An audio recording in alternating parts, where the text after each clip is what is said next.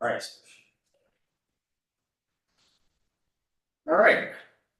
Today is December 16th, 2025. Can't believe it's the end of the year. It is. Do I have a motion to call the meeting to order? Sarah, Nico, all in favor? Aye. It's unanimous. The Scituate Select Board is committed to providing an environment of respect during our meetings. We ask our members to interact in a public manner, even when there's disagreement, value the participation of our entire community, when everyone, including marginalized and minoritized communities, is welcome and respected. We ask that our committee members and everyone who participates commit to these standards and respect our community. With that, do you have any walk-ins or zoom-ins? Those are things that are not on the agenda. It's not on the agenda. I see pointing. Someone might. All right, so come on up and and just for the record, state your name and address, and yeah, come on right up, sit down. Okay, thanks. Aaron Cutler, 58 Mordecai Lincoln Road. Brought some notes, I always forget. I just want to talk briefly about my support for funding the Economic Development Commission. I think the town's done a great job of planning for redevelopment in Greenbush and North Scituate and a lot of other important initiatives. But as I understand it, the EDC is not currently slated for funding from the town going forward. I know we have a lot going on right now, a lot of outflows. Nobody likes more taxes, but I think it's short-sighted to remove funding from the EDC. I think they have the potential to expand the commercial tax base and lessen the tax burden on residents. I don't really know. I'll leave the details to people who know what they're really talking about, but I don't think it's prudent to let this important commission wither away. I think we have a lot of talented and willing business people and residents in Scituate who want to work with the EDC to create a sustainable balance of commercial and residential and help our town grow and flourish.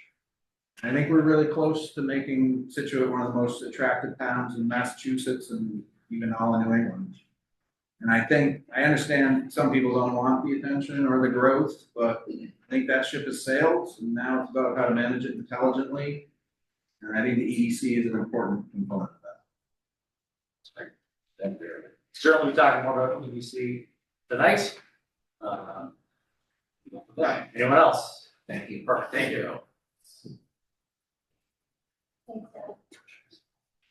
Things not on. Yeah. Hi there. And this is not, you're talking about stuff that's not on the agenda, correct? That's correct. Okay, perfect. I'm Chris Kennedy, Kennedy's Country Gardens, 85 Chief Justice Cushing Highway, and I just wanted to second what Aaron had said. Your EDC is on the agenda. Okay. I was asked to speak in favor of the EDC. I just wanted to say very quickly that I feel like we have some momentum in the town, and it feels like it's a little bit easier to do business than it has been in the past. I appreciate a fresh group of selectmen that is previous folks have slowed my business down. And since we've had the Economic Development Commission, they're listening to us. We're seeing action. We're seeing more involvement and grants and money available to us to help promote what we're trying to do in town. So to not fund it is, I feel, a mistake to kind of discontinue the momentum. We appreciate you guys considering funding it. Okay, well, we'll talk about how we are fully funding it, it's just through a different bucket. Okay. No, I don't know of any proposal to fully cut it. It's going to just be on a different protocol that we're talking about tonight. So there's no. We'll talk about it when we get there. But right as of right now, I don't see any. Thank you. Just a different bucket. Yes. I just have Sure. I have a procedural question. So will there be an opportunity? Just your name for the record, just for the. Sure. And, Yeah, my name is Chris McConaughey, 3 Yes. Linden Avenue. Yeah. Procedural question. Just wondering, will there be an opportunity for discussion around those economic development issues during that? Yes, of course. Thank you. From Bill Logan, 15 Cornerstone Lane. Will those who aren't on the agenda, i.e. you've got the EDC here, Yes. will we be able to speak on behalf of it during the meeting? Of course, yeah, that's, oh, yeah, Okay. oh, yeah, At 7:30, at 7:30. the fourth one, or third one. Theoretically, it's 7:30. Theoretically. Theoretically If 7:30. we keep having. Yeah, not the- Theoretically. Anybody else? Things not on the agenda. Seeing none, we'll go with the report of the town administrator. Thank you, Mr. Chairman. I'll be brief tonight with a heavy agenda. Just want to remind the board, I know we've gotten some calls. The town began installing 5 utility poles on Hadley Road to support the town's fiber network and data communications. In the short term, this is going to be used for monitoring the operation of the Squash Pit Salt Pumping Station, also monitoring alarms that come there. In the long term, this is the completion of the town's fiber loop, so we have a complete fiber loop going all the way around town. It is an essential infrastructure upgrade that will be necessary when North Situate Sewer goes online. So that's what's going on, and that's why we're doing it, but we need to create that loop so that if something goes down in one area, we can still communicate with our salt pumping stations, things like that. Situate Police Department is hosting a community police academy. Program provides an inside look at law enforcement, public safety, and the department's role in serving and protecting Situate. Classes will be held Monday evenings from 6:30 to 8 p.m. from January 26th to March 23rd at the ELC, Situate Public Safety Building. Seating is limited. Registration closes January 16th. For more information on register, visit the Scituate Police Facebook page or email Lindsay D. Simone at the Scituate Police Department.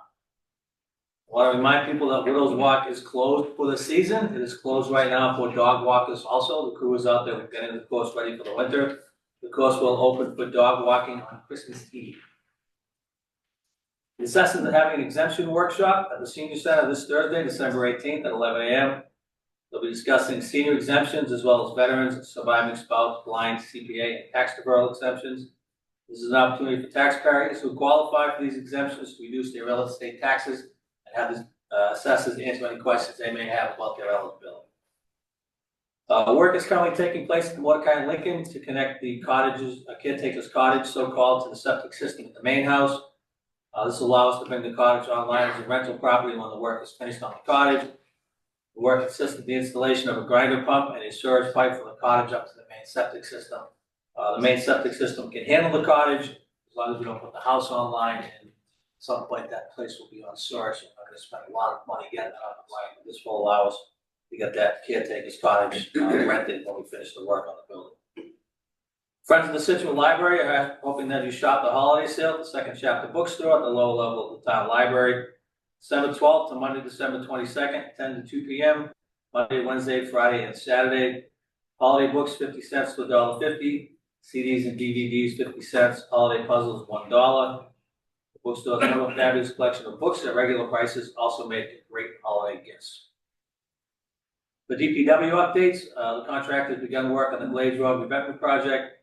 Consists of repairs to the revetment along the seawall to the north with some minor work to the south. 4 parking spaces in the entrance at Glades Road, Gannett Road are fenced off for equipment. As we did with the sand replenishment project, a portion of Glades Road will be one-way during this project. The project is expected to be completed by March 2026. The Oceanside seawall replacement project continues. The contractor has poured some footings already. Concrete pours were scheduled for last week and weather pushed them off. They were scheduled for the beginning of this week, but with the extremely cold weather, they now have scheduled to pour on Friday of this week and then Friday of next week. And that'll be the actual pouring of those walls, and that's at the southern end of that project. Minor Beach parking lot, construction's underway. The project entails raising and expanding the current lot, then repaving and striping. Contractors began putting down the base coat. They'll be installing curbing and drainage beginning this week, weather dependent, although the tides are not great this week for doing work down there. Final paving will take place in the spring prior to the beach season. If you need parking down there, please use the on-street parking on Glades Road. And finally, it is the holiday season. The Scituate Food Pantry continues to see their needs growing. They are grateful for everybody's assistance and continue to ask you to do all you can in this holiday season. Most needed items: canned chicken, canned ham, Spam, canned potatoes, tomato soup, black beans, white beans, garbanzo beans, decaf coffee, and paper towels. It's to be dropped off at the food pantry during operating hours. The bins behind the Old Gate School, Scituate Library, Village Market, and Shaw's also. That's what I have today. Questions? Comments? We're good, I'm good. From the audience for Jim. None. we'll go to our, thank you for that, our first scheduled item. So this is the Cushing School Land Reuse Committee. We have some interviews.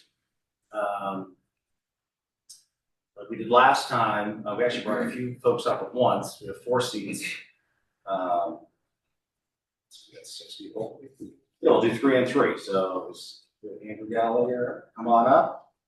Laura Joyce, Caroline or Caroline? Caroline. Caroline, I'm sorry. That's all right. There's Laura, come on up. Now, we'll ask the same questions, because I'm sure everyone saw all the interviews last week. You studied hard. But essentially, what we're looking for is why you?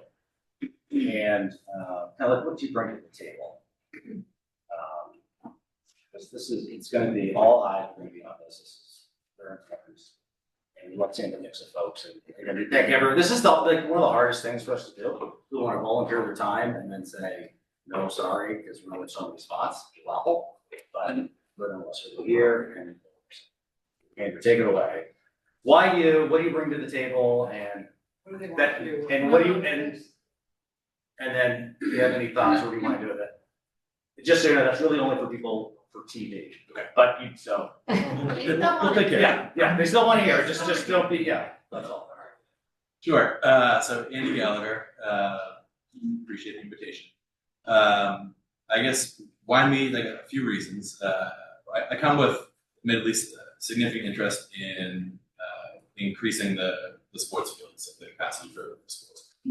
I'm currently the president of Scituate Soccer. I see the sort of challenges every week, finding the right space, navigating a system where events are pretty regularly being canceled for kids in town, just due to the limitations. So I see an opportunity there, although it would come with an open mind to all the different possibilities for what might be. But certainly that's where I'm sort of starting from. I bring some experience navigating projects in town. I sat on the Conservation Commission for several years. A few years ago, worked through some projects. One of them was the community garden, getting that sort of approvals and funding to get that up and running out in Eden. Some of the agricultural opportunities and educational opportunities up there. I guess that's probably the quick summary. Thanks. The TV, can you hear me? Yes.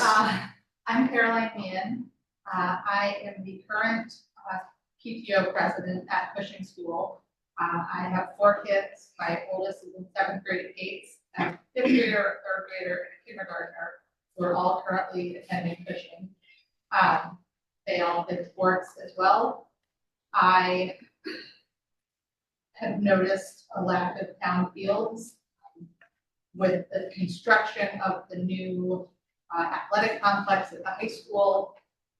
Those fields are used by every sport in town, by kids of all ages, almost all year round. I also live directly behind the high school, so I see that field usage.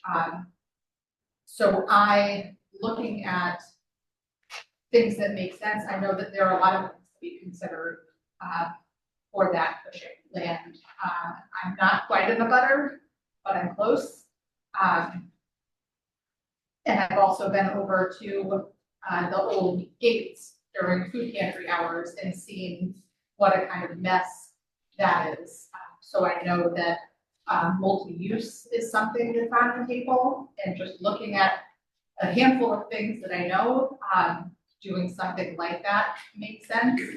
I am an interior designer and I have my own business. And one of the things, it may not seem related, but one of the things about that job is working with a number of goals that seem sort of at odds with each other, and working with vendors who are sometimes at odds with everyone, and keeping everyone sort of level-headed in finding things that maximize uses for everything. So with this land pushing, I'd love to see us really make the most of it. I don't want to see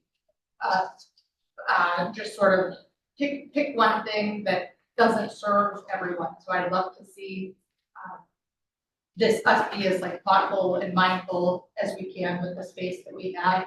I have worked get a CPC grant for a path that connects the two neighborhoods, knowing that at some point Cushing would be demolished.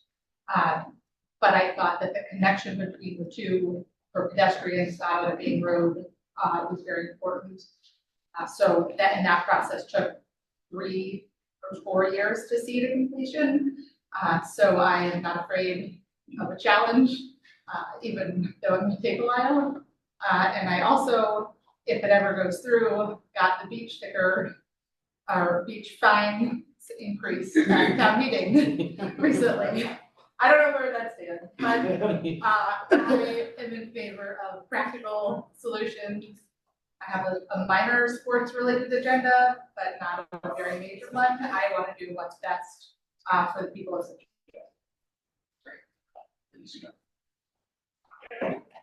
Hi, Laura Joyce, 34 Roseland Lane. I brought notes because I forget things. So why I would like to be part of the committee, I'm really excited for just the potential of that amount of space for bringing our community together. As soon as I found out that Cushing was going to be demolished, I immediately started brainstorming and talking to other residents and like getting really excited about it, even before I knew there was going to be an opportunity to potentially be on a committee to get to the side. It's just something that's been interesting to me. I've done research on third spaces, which is, like Cheers, where everybody knows your name, like somewhere that the community can go, all ages that they can connect. So that's something that I've already been excited about in general. I've actually even gone to check out the Pembroke Community Center, and like there's ice rink because of comments people have made about what they wanted to see. So I kind of like, without knowing this existed, I already started researching. So that's why I would love to be on the committee. I've got a lot of passion for it in general. I think that I could do an excellent job involving the entire community.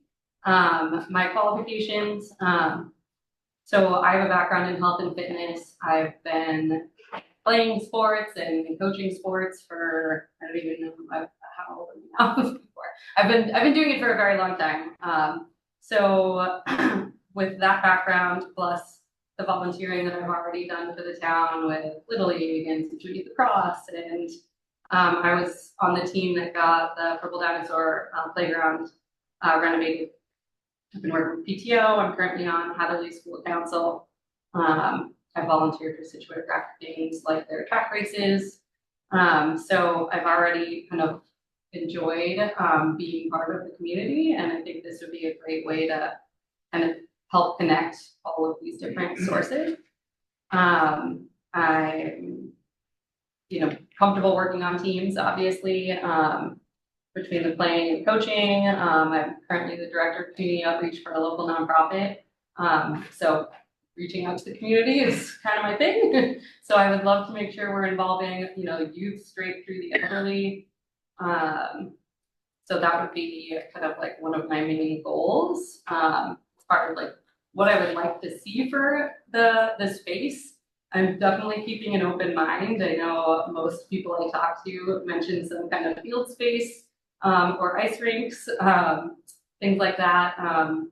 But I'm not necessarily convinced that that's something that the entire community needs, even though that it is a need.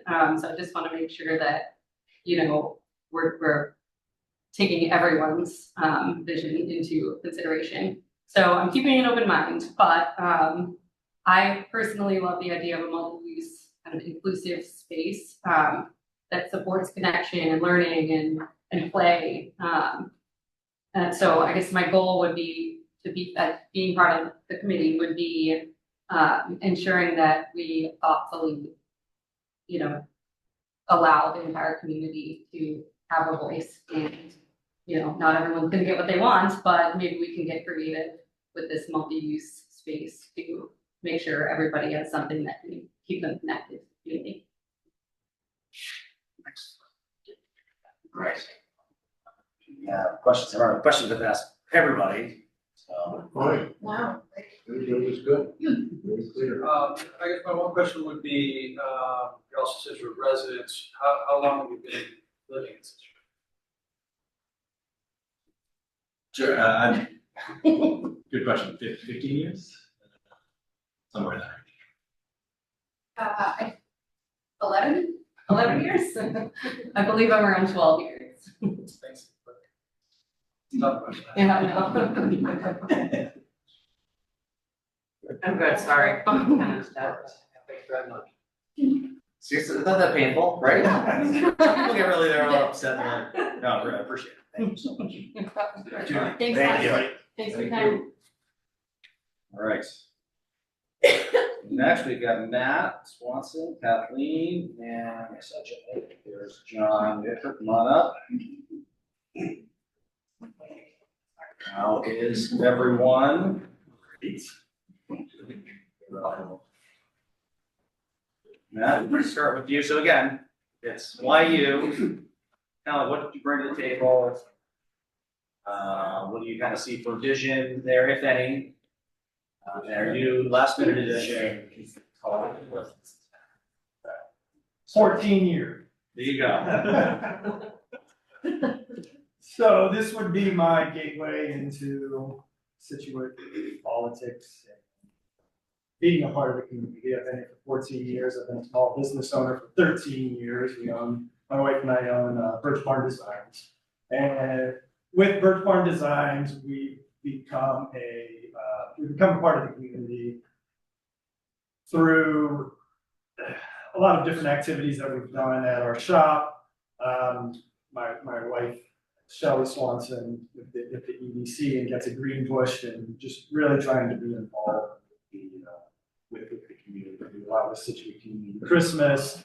As a small business owner, there's a lot of problem solving and a lot of figuring things out. So I'm not the most qualified candidate, but I'm involved with a lot of people within the community. We work with a lot of different interior designers and builders, and so I know how to work with people and try to get things done. If you need a countertop, I can do countertops. My vision is selfishly, and I think Aaron Cutler, it finally hit me when Aaron said the ship has sailed of Scituate being secret. And I feel like when we moved in, it was kind of a secret. We had 3 to 4 months out of the year, and it was the best place to be. The other 8, 9 months, what do you do? And my vision for that space is a place for people to go of all ages. As one of the things that frustrates me as a father trying to meet my daughter's friends, and where do you go to meet them? And it's you go to a brewery, that's where people go. It's you go to a playground, there's no real good place to go to meet people. And I'm like, this spot could be a rec center, a community center where it's for all ages for people to go. And then the second thing that I had an idea of is we were up in Burlington, and there was a lot of maker spaces. And as a small business owner, I find that very challenging for anybody trying to get off the ground because there is no space around. And this isn't something that's for the entire town, but I look at that building and it's already partitioned off as you could have artists in all of the different rooms. You could have bakers, you could have whatever, but a place for people to develop their skills and start to develop their business. And then it's also a spot where people can go and learn things. So you can have, how do we do this? People educating and teaching there. So those were my two kind of selfish ideas that I have for the town, but hard work there. There we go. Appreciate it. Thank you. So the building is coming down with the funding for the school already. Okay, Well, yes, please. hi, I'm Kathleen. I live at 19 Circuit Ave. I have been summering in Scituate my entire life, as has my grandmother and my mother, and I plan to continue living here. I've lived here full-time now for 2 years. My parents live here full-time. But Scituate is a big part of my life. I think it's the part I love the most. So I wanted to find a way to get more involved with the town, and this opportunity came up right as I was thinking about that, so that was really exciting. It also really aligns with kind of my professional interests. I'm really passionate about placemaking, and just how great developments and great places get made. So a little bit about my, I guess, background. I have a finance degree in Northeastern. It's there that I discovered kind of my passion for placemaking and real estate. So after that, I became a real estate analyst for like fix and flip in a small development firm. And then along that time, I was working with different nonprofits related with architecture and urbanism. So I've always just, ever since then, just kind of been always observing kind of what makes great places that people love and cherish. Now for the past year and a half, I've been working on kind of my dream project, which has basically been, I've been producing an online course all about what we like to think of as timeless architecture and timeless design. So that's been an amazing project because I've gotten to kind of really dive into the research on what makes people healthier and happier and what kind of seems to thrive financially. And so that's been an amazing and ongoing project. And so I'd like to start bringing that to real life, situations. Bringing that back into the development world, but then also, using kind of the community I've built, the network I've built through the various nonprofits I work with, and just the passion I have to bring it to Scituate. So, and just, I love the idea of involving the community. I mean, I have no personal, I don't really have, I'm not, I don't know what really should go on the site right now. I have a very open mind. I don't have really any vested interest in the sports side or anything. But I guess just process, right, of, hearing everyone's opinions and maybe some really creative ideas. I think like just kind of doing a huge brainstorm on everything that could potentially happen on that site, kind of all the community visions and the town goals and kind of the practical nature. And then also thinking about what other sites we have, kind of thinking of it as a whole within the town, kind of what we're dealing with, and then kind of going from there. So I would be excited to basically just apply this kind of passion and research and all that kind of, maybe the network I've been building over these many years, with really cool architects and urban planners, things like that, to this project. So it would be exciting, to kind of apply things to the real world. So thank you for your time. Sure. Thank you. Yes, we moved here in 1980. And, I think some of you and I have served on various boards and so forth. But much of my career has either been as a vice chancellor or vice president for administration at various colleges and universities. When I was younger and starting out, my title was director of resource management. In most cases, I was either the person that was doing facilities planning and going out and securing funding needed to, and that sort of stuff, or that person reported to me. At UMass Boston, Roxbury Community College, the Massachusetts Board of Higher Education. I was the director of facilities planning. Probably our biggest repurposing project was Springfield Technical Community College, which used to be the Arsenal at Springfield. Starting in 1795, going to 1865, even Longfellow wrote a poem about it. But anyway, what we did was get that from the federal government and then repurpose it as an entire community college campus with the proviso that all of the exterior, all of the old buildings had to retain their exterior appearance. You probably know pretty much what I've been around Scituate on the advisory committee and so forth. What you may not know is I served on the native school committee. I was much younger before. And we went through the process of building 2 brand new school buildings, but also repurposing an old high school that looked a lot like the high school in Hingham and quite a bit like our friend down the street. And what we did is to turn it into a town hall. We had an elementary school that closely resembled Cushing and Hadley. We turned it into a senior center. We had this cute Victorian 1870s wooden building, 4 classrooms, and that became the new headquarters for our Recreation Commission and their staff. At the University of Hawaii, we had a donation for a large bank building that was built like in the 1930s. We turned it into a small business incubator. We were able to secure federal funds and state funds, strong support from the Rotary Club and the local business community and the state's Department of Small Business Incubation. And what we were after, someone here has a similar idea.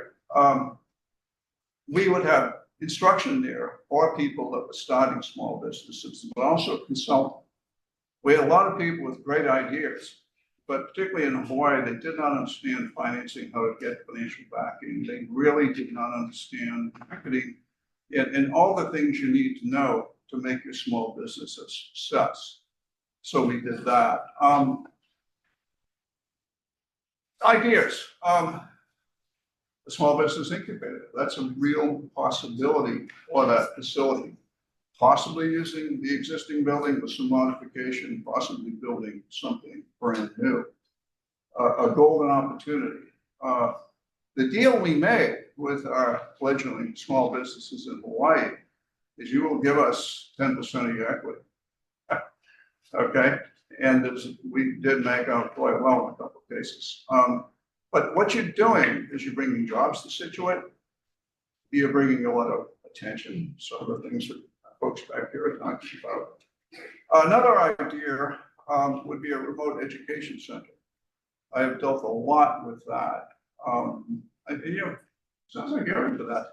Typically, you have a classroom, and particularly where I was in the Southwest, in New Mexico, and some of my colleagues in Arizona, you'd have a professor teaching. You'd have an array of 6 screens. And we were way up. We had some of our campuses that were picking up signals from 200 miles away, but it worked beautifully. The professor would stop and say, wait, I got a question at Window Rock Market, and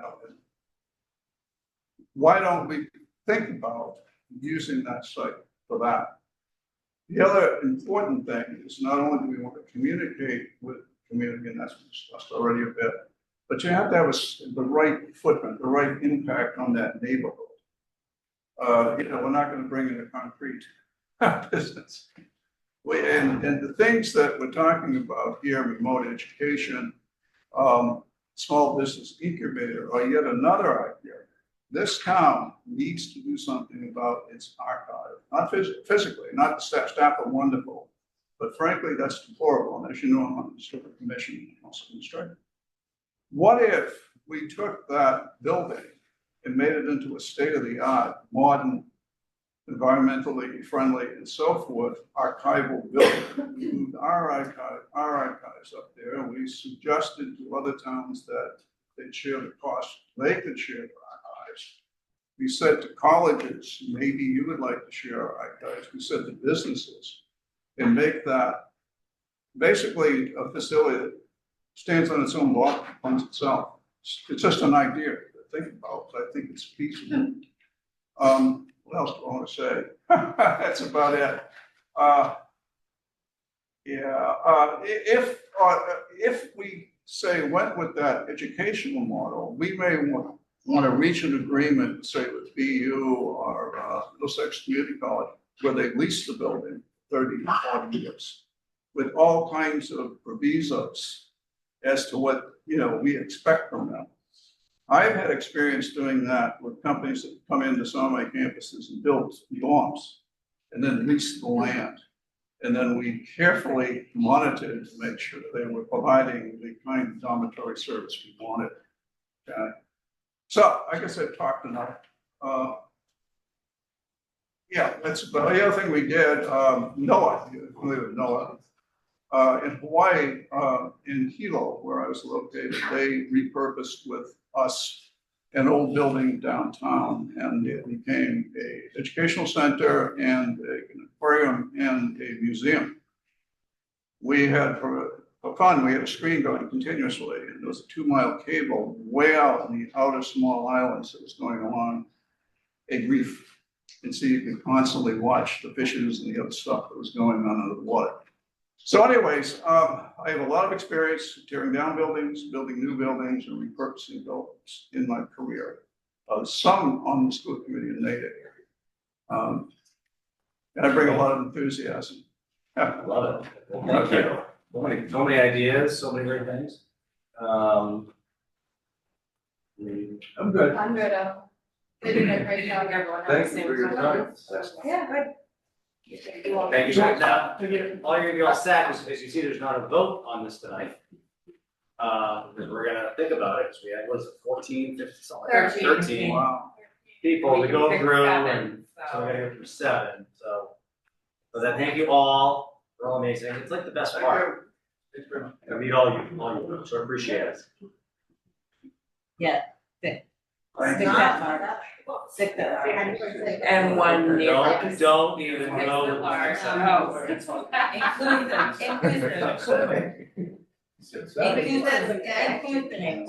Oh, it does? It includes. You're just how presumptuous that we're gonna go right to engineering. So much. No, I'm just kidding. All right, next, we have budget reviews, engineering, and then we'll go on to the transportation is the solid waste. You want to do the engineering budget first and then the contract? Whatever. Yeah, we'll do the contract, yeah. Okay. So we went out to bid for the hauling. We had a couple bidders get back. We actually had a tie in bid, for $34.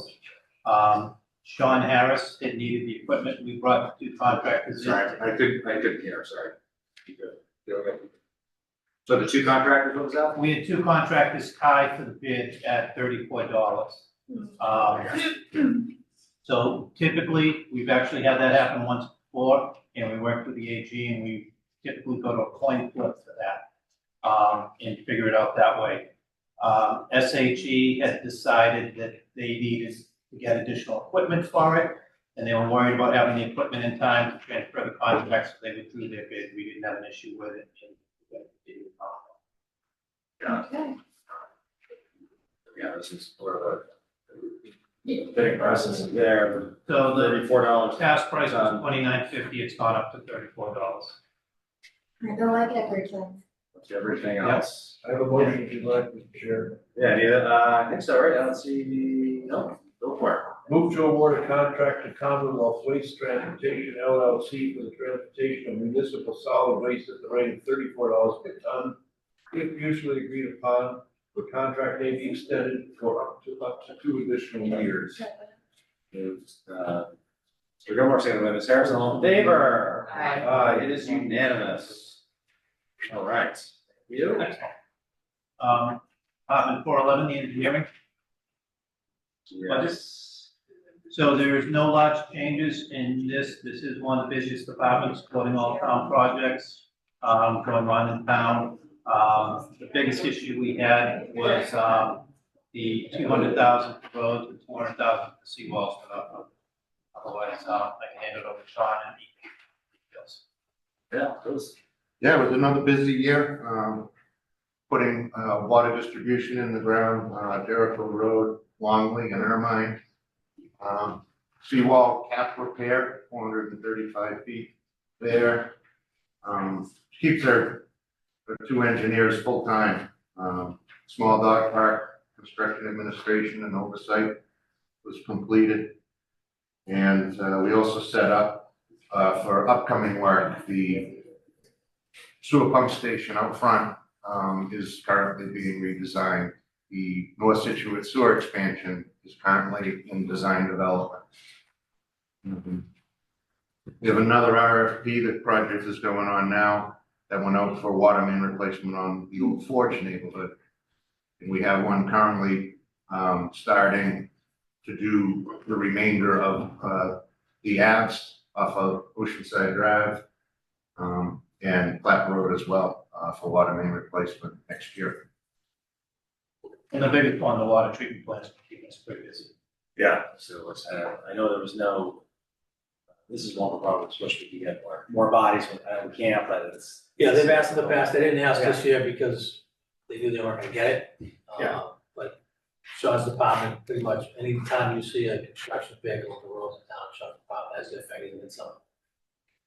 And we will be starting, theoretically, hopefully, we're gonna be starting some water work at Hummerock So then just because of distance, we'll spread that maybe a little thinner. But Sean doesn't mind. No, again, Is just. the wire work complete in Hummerock right now from the main bridge? Both main breaks, yes, those are both fixed. We had one on one day and one the next day. Those have both been fixed. We're gonna start, Kevin might be able to talk about it, we're gonna start going from, So what we wanna do is go from the split where Cliff is and start chipping away at it, come down like 1,500 feet in 1,500 foot intervals. If you look at the water line at that location, it's right up next to the houses, it's not even in the road. So if we go out there to repair a service, we're digging under people's decks and everything else. So we're trying to replace that, and that's one of the areas, where it's an older transite pipe and we're in bad shape. We don't have the funding, obviously, to do the entire area, we've got it designed, but it's something we're gonna be doing in the future, picking away at it with maybe some of these projects, and just seeing how much we can get done. So it's just like utility road where it's like every 2 feet, just breaks and breaks and breaks until it gets you to a spot. We would love to fix it, but I mean, we had cost up to $9 to $12 million, you know, it is breaking, but we've got other areas that need to be replaced, you know, here too. It's open transite.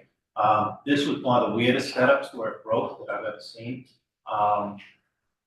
It was like an 8 to a 6 to a 4 to a 2 reducer. I don't know, they must have been a sale on reducers, but it was kind of a horrible setup when they built it. And then the next intersection was the exact same thing, and they broke at the same time within, you know, a day of each other, so. And that happens with cold, you do get cold, and it could be, if there's a lot of trucks going down, and the vibrations cause. Mr. Chair, I have a question. Yes, please. Can you explain your request in your budget of, roads and seawalls for $400,000 and the town administrator adjusting it to 0? So What's that all about? that's the second year in a row we've done that. The board last year, this year, and hopefully next year, we funded that out of our solar and wind accounts. Okay. So obviously, with the budget being as tight as it is, we didn't have $400,000 operating expenses to fund that. No. So when we get to that point, we're voting the budget. We're not ignoring it. I'll be recommending that you fund it out of those other accounts. Fair enough. Thank you. And on a positive note, Kevin and Sean did take some of their summer help money. We hired an engineering intern out of Mass Maritime this summer. Who did a lot of work. ULO.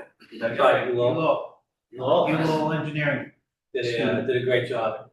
You know, we were able to put him on a job and free up our other engineers. Perfect.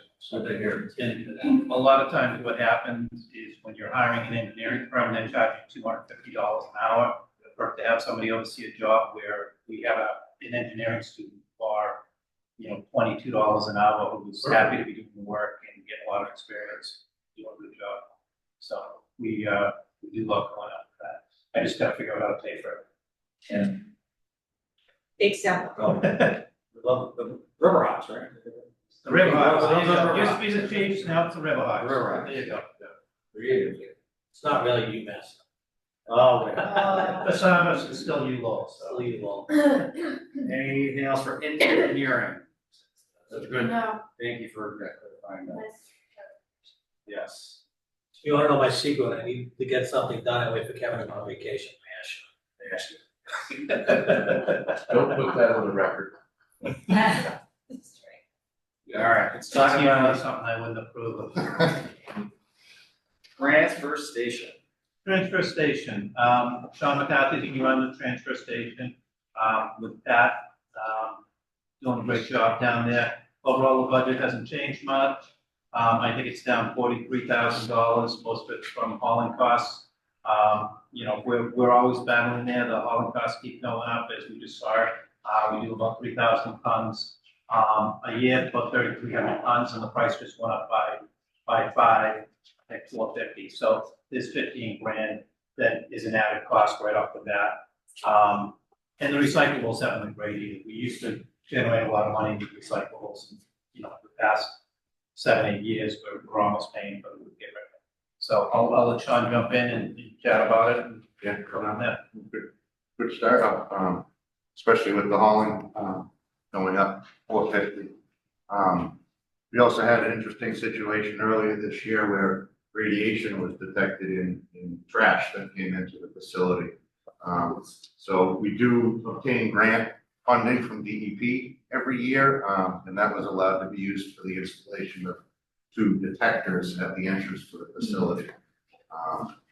Basically, the trailers have to sit until the radiation decays. Somebody comes and checks it, and then when it's okay to be released, it can go off the CMAS, but that's where medicine's going nowadays. Radiation can be medicine, it can even be smoke detectors, but it holds up our load possibly months that we're paying to have a trailer to sit there while we wait for radioactive light to burn off. So those sensors kick it off. And when they get down to CMAS, they do have alarms, they're very sensitive alarms for radioactivity. And that's, we drove it all the way down there, the alarm went off, we came back, we had 2 or 3 votes, so that's why we had to adjust. That's that stuff. And we've been better, because I know during the summertime, the gentleman who's there, because I know we had some people throwing drywall and other things that we couldn't, so that cost, what, 25,000, sent all that back, and through that, we solved that problem as well, which is fabulous, new signage, which is great, plus, those there are just wonderful anyway. Fabulous new brochure. Yeah. Great new brochure, sport development survey, I like that. Yeah, It's good. it did. We need to make some repairs to some of the parts you can't see. Question with the new, with the new radiation detectors that are at the front of the gate there. If somebody comes up and those go off, first of all, have we had them go off since they've been installed? Yes. So what happens at that point? They get tackled. Tack comes out of the booth, they send the alarms off, and everybody can run it. No, they just pull the people back, and then they, sorry, No, that's okay. They take the trash out, and they might go through piece by piece, trying to figure out where it's from. Try to They try to down as isolate much it. as possible. Yep, and then they might work with the person, say, you're gonna have to hold on to this for a month or so, and hope the radiation goes down and get approved, yeah, accept it. It's usually what, like smoke detector, is that usually what it is? Sometimes it's smoke detecting, sometimes it's medical waste, it varies. Stress That's the current code. Some people have said, oh, I just came from the doctors. Yeah, I had a stress test this morning. Really? So it's the people, not the trash. The people? Can They tell them they can't climb into it. be. Well, hopefully, They want if there's, if there's 2 people in the car, we'll have the person who thinks it's them step off It's to good the to know side. that the Somebody alarm's else will drive working it well. through. It Yeah, we is. test it once a week. I was We have a wondering. small piece to test it, but. Oh, you do? Okay. Yeah, pretty amazing how sensitive it is. Anyway, I had No, a smoke It's under detector the once. desk.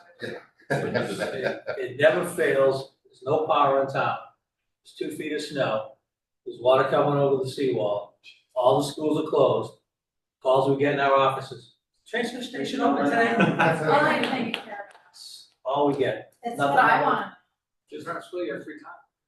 transfer station, open. Thanks for this. No, I mean that sincerely, because again, those, all the changes, finance. Yeah, save us money, it's really good, it looks not, well done. Be nice to. Just light it. What do we get for a transfer station sticker? 140? So Norwell right now is contemplating a $500 house, fast food. Whoa, 500? $500 a house, 3,000 a house, 1.5 million, that's most of it. But right now, they're trying to pick up the part of the tax levy, so. Yeah. Do they have a transfer station or they just do They'll the pick pickup? up, It's not. curbside pickup. So they want to do a transfer station or they want the pickup to go up to 500? They're gonna charge $500 per house for pickup. A year? Just in discussion stages, but as a result of their override failing last year, they fell over a pitch. We're doing all right in this fund, are we not? It's a challenge chasing the disposal costs. A couple of years ago, we couldn't get rid of glass because the cost of trucking was so high. Sometimes we get paid for recycling, sometimes we don't, but really just the cost of disposal of the trucking is going up almost exponentially.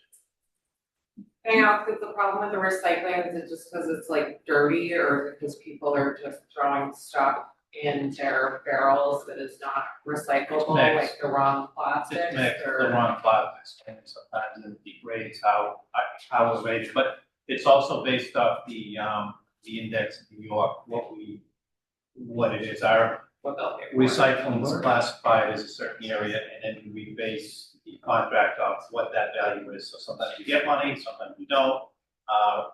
Past few years, we've been paying you. The fact that we make people separate makes it better. But it's not like an education piece that people, raced out there to, I haven't heard That's not anything the come issue. back from the vendor. Right, who according takes it. to South Shore Recycling, we're one of the best communities, and highest recycling rate. We don't, I see people make conscientious effort. Yeah, no, a lot of people do, a lot of people do when they're down there. When you commingle, your recycling tonnage goes up, when you actually recycle goes down. Yeah. Those people send the total of trash in, it gets put in.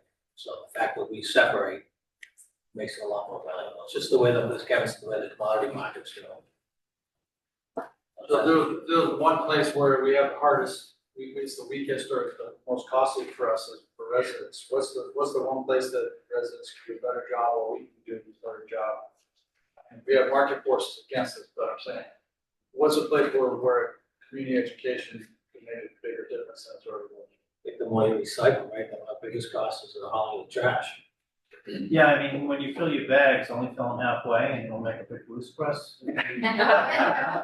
That's one way to go. The recycling is still cheaper to get rid of the trash. Just double the cost of the. Yeah, more people recycle. Glass, right? It's like the best. What's the best deal for us? Glass is Zero right now. recyclable glass. Do better with glass. Glass is zero, we don't pay to dispose of it, but we still drive Still down. do it. We have to drive down. Away. We have to drive. Well, we down. couldn't get rid of them, my thought was to put it in big crates, toss it in the harbor for 6 months, then sell it as Sea glass. We should. But Maybe a Well, little. with the oyster component. There you go. that was a piece. Glass beach or something, I don't know. Trying to think outside. I love Glass museum. Alright. Any other questions? We're, again, like, everything else, we're I like what you guys do stable over there. It's good. Thank you. All right, more. Thank you. Come on up. Moment that I said, the guy's in a pretty tough environment there, so I'm like the nicest guy I've ever dealt with. They are. They're awesome. Oh, they're funny too. Like, Go pass that on. oh, I tell them all Okay. the time. You know me, I can't go anywhere without making a scene. If you ever want yourself a broken, useless piece of equipment, they have those too. What about the take it or leave it? Can we ever have the take it or leave it back? I got You that. go visit Cohas's. It's too much people. Their bags just Dropping double. junk that I they know. want to pay the $10 for. Yeah. You leave it a little bit. Alright, now we're on to economic development. Come on Thank up. Thank you, gentlemen. Come on up, good luck. I don't know about that. And I wanted to dispel a myth before we get going. Maybe it hasn't filtered through, but there's this separate article that for this year be held financially harmless, just under a different letter. So there's no financial loss for the economic development, just under a different letter. That's it. Right, so as I said in the vote, I made that my budget presentation, EDC is the only town board committee and commission that's funded what we call above the line. So they just get their money off the top from financial forecasts, not from you, not from the finance committee or the advisory committee, but right at the top under fixed costs like pensions, health insurance, things like that. So my recommendation to the board and the financial forecast committee voted this is, given our financial situation, they're gonna have to go back in the budget with everybody else. For fiscal 27, they have the capital stabilization fund, we'll hit that, and we'll put additional money in to give them their $46,000. And then for fiscal 28, they will actually be aligned in the budget, economic development, with every other town board, committee, and commission. And I think you're bearing the lead a little bit on this too, and this is just for you folks, but also folks at home, and for all of us to remember how tight the budget really is. Without this, part of this discussion was the schools themselves changed the formula to help the town. If the schools had not done that, we would have been facing an override for this year. Not only that, we've done other things this year that we've never done before. I had Nancy tell me, have we ever had projected state aid at 2%, that give you hives? Never done it, we had to do it for this year. We increased what we thought we were bringing for meals and hotel tax because of what's happening. We're down 4 full-time employees. This was like the art of the possible. And the goal was, how do we hold every department harmless, including EDC, without it override? And I only get to sleep well at night if I know we get the stuff done. And which line item is it? We'll fix it. But I just want to make sure that year by year, we can get the funding that we need for all the different parts. I mean, for the first time in We're 31 facing- years, we got our budget and then adjusted our revenues. I've never done that before. Yeah, or else we would have. You get your revenues and then your budget has to fit, but we were very conservative, we were able to make those changes without causing me to lose too much sleep, I mean, it's people lose too much sleep. So it's something we haven't done before. Yeah, I just wanted to learn that the actual dollars will be there, just from a different bucket, so we can make it work. And we need to do that with the schools, so we wouldn't have massive layoffs. So not massive layoffs, but like, I mean, seriously, I mean, if things don't go well, if we don't get 2%, we will be, as a board, talking about layoffs. We don't get 2%, And we're health getting- insurance is more than 7.5%. We're getting closer and closer every year. This year, we're closer than we were last year. I did not think we would get to this year. I did not either. We're getting closer and closer every year. Well, To having to do an override or do layoffs.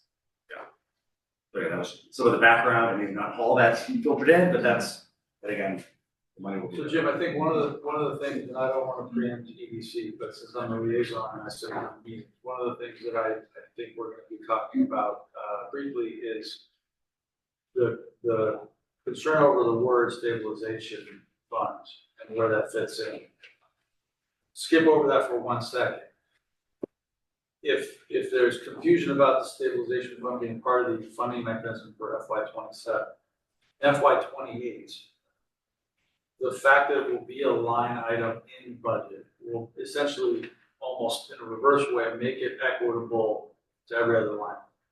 In other words, that line item won't read 0, which I think was the fear and confusion that was said. yeah, it was taken out of this financial forecast, because right now their budget is set by 9 people. Financial forecast votes a number, that's what EDC gets. You don't have to weigh in on it, advisory board doesn't have to weigh in it, it doesn't compete with any other town budgets or committees. They get it, what I just say off the top. And that was fine when the town, I don't want to say had money, but wasn't in the financial constraints that we have now. So relative to FY 27, given that to balance our budget and not have an override, we couldn't fund it the same way. Given that every department that's come through over the last month and a half is still not officially voted on, the EDC is still going to be in that voting process, it's still going to be refunded, it's just a different mechanism. Right, well, if I'm the just trying to EDC make sure. by themselves would not have kicked off an override. Yeah, it's not that big. Yeah, no, yeah. What it would have Just meant everything together. is we would have had to find $46,000 from other town departments to fund. Which we've watched over the last month, it's very challenging to do when everything is first. Right. So we had a way that we could fund them. It's not ideal from a macro budget standpoint, but we could fund them and not have to hit any of the other town departments to do it. And if it stayed above the line, 2/3 of that 46 would have come out of the school budget, and a third of it come out of our budget. That's how it works. I just want clarification for people at home and people who can understand as well as the EDC, because the other discussion that we've had internally is that, on their commission, is that they're basically the only call line item or department, number department, that doesn't actually have an employee representation. So they sometimes get stuck a little bit out of the loop of communication, and I think that we've worked on that. Yeah, but I mean, I don't wanna spend a lot of time on that, but there are multiple boards and committees. There are only 3 boards, committees that get funded: economic development, beautification, and commission on disabilities. None of them have. No, I'm simply saying that Yeah. it can be a challenge for communication purposes. And Nancy came to the meeting this weekend and actually helped EDC talk more about it. So again, funding for next year will be in the budget the year after that, and then they'll be in play with everything else. And you guys will have your say at what you think their budget should be. Mr. Sure. The original funding mechanism setup was as this commission was established, I recall. Yep. And I understand that it's, how can any commission or department be above the line in a long-term process of running a town government and a town budget? So I think this is just something that you can look at as a marking of time where you're no longer the new commission. You guys are an effective force that's very important for the town. You should also play in the economic side of the town, which is to get yourselves involved in the town budget and be a line item in the budget. I think that's not a protected status or a. But to their defense, if they came into the board and said, we really need $100,000. Sorry, financial forecast for 46. Exactly. Again, that's the thing. So that number's kind of set, again, it's set by 9 or 11. 10. I don't think even though. 10 people meeting on like a Tuesday, we set those numbers. They need to be part of the product discussion. Not to belabor it anymore, but never mind the fact that also DOR, doing these above the line numbers, changed some of the rules, so our revenue went from $2 million down to 8, so we lost $1.2 million above the line for different reasons. And there's a new municipal bill that changes somehow the, so. Can we move on to? Yes, so let's go through it, but I want to explain, so we've had folks come in. Goals and. Now you can present. Thank you, Thank you. my name is Barry Kurland. I'm the chair of EDC. Joined by Shelley Swanson, our vice chair, and Susan Daly, our treasurer. Thanks for joining. Good news is we're here to help. We're not here to hold your feet to the fire. In fact, we are a commission uniquely. We're showing up in front of you as a strategy commission and an implementation commission with the budget. But we're all residents, right? We are bought into sustainability for the town. So, I'm glad that the 2 walk-ins so far has created this kind of response. This is something that is heartening to us. Before we kick off a quick presentation, and you know what the content of it is mostly, I just want to check, because we did have a couple of walk-ins, and we were, I suppose, mistaken in having them sort of demonstrate their support earlier. Should we, I'm not quite sure. You guys go first. Okay, we're gonna go first, thank you. Sorry. Appreciate it. Nico, thanks for preempting a few of the items and talking about some of the progress last night, because we would like to get to that, because it's pretty important to us, especially now knowing the answers to a few of our questions. So I'm going through a presentation that the select board members have that may not be on the Zoom. But one thing is that our meeting last night, I was reminded by Dr. Nico that you have all reviewed our deck and that I should not be going through our bullets. So my goal tonight will just be to share the following with you. Where are we going? EDC, why are we going this direction? And why is it critical, as I think we seem to have buy-in on, to devote budget in this direction, even with, or especially, maybe especially because of the times we have what faced by the town. This fall, EDC has completed a pretty long term, but really this year it has been, we've put the pedal to the metal on it, a comprehensive strategic review. We're on, yeah, thank you. To figure out how EDC is best positioned to use the resources we have, with volunteer hours and expertise of the commission during UCAT curriculum, as well as our limited budget, to address growing risks to the town's reliance on the residential tax base. Going back to the very first town budget that is in our archive, it's interesting to hear about archives.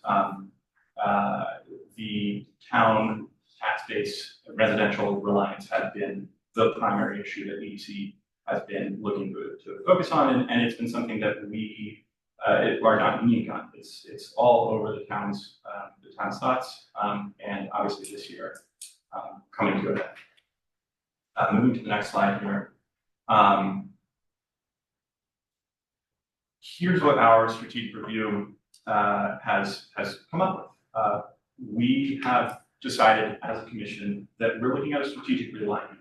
We'll be moving out of the pandemic. EDC had a project called Scituate Loves Local. And part of Scituate Loves Local was to be able to respond to overwhelming demand from businesses and the business community overall for support. The town was there for them. This was something that our select board liaison threw out, signifying for, but we're looking at a different time right now, and we need to have a different strategy for this different time. So want to just update you a little bit from the original submission to where we have gone since then. Our original submission started right off at the top that grant funding would continue, despite a realignment, would continue to have the largest share of EDC's budget in fiscal 27. The board has gotten together since then and determined that's no longer the case. We have since received the comprehensive marketing, branding, and tourism plan from locally based consultants that we put out an RFP for earlier in 2020, FY 2025. And we have been able to, through a lot of hard work this fall on the commission, be able to identify exactly what we can pull out of that plan to implement in a fiscally responsible way. What does that mean? So far this year in FY 26, we have committed about 80% of our projected budget for grants. We've spent only 14% of our committed budget for marketing. That might set off alarm bells, but for us, this is exactly how this year should be going. We have just completed this review of where the marketing plan is, and we've identified 3 projects for where we can go in the next year and a half to truly push return on investment projects for the town that hopefully in a couple of years will take a little bit of stress off of this process, or at least help it more than just on the margins, which is what the meals tax has done so far.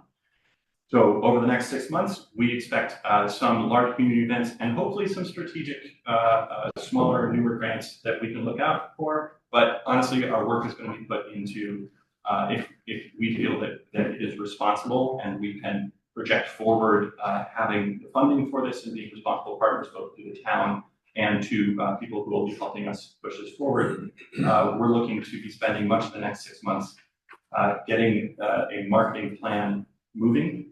Stakeholder driven. We are trying to make it efficient by bringing our stakeholders along for the ride. If you're a regular attendee of our meetings, you've heard me say that we feel that coordination can make up for lack of budget, and that's where EDC has been investing a lot over the last few years. We'll continue to do that. So I'm moving to the next slide here, slide 5, page 4. Where are we going with marketing? First of all, the marketing plan that we got from consultants and we put in a huge amount of work. We felt that we got a really, really bought-in group of consultants, partially because they love Scituate as well. There's a full brand audit, a visitor experience assessment, benchmarking analysis, and a market study that put forth a very dense report that took a lot of work to start unpacking. The output is a comprehensive evaluation of how Scituate presents itself, both to local customers and visitors, and where strategic opportunities exist to strengthen our economic future. Ultimately, we found out something that I think we all know. Scituate has the raw materials. We have history, we have harbor, culture, and events.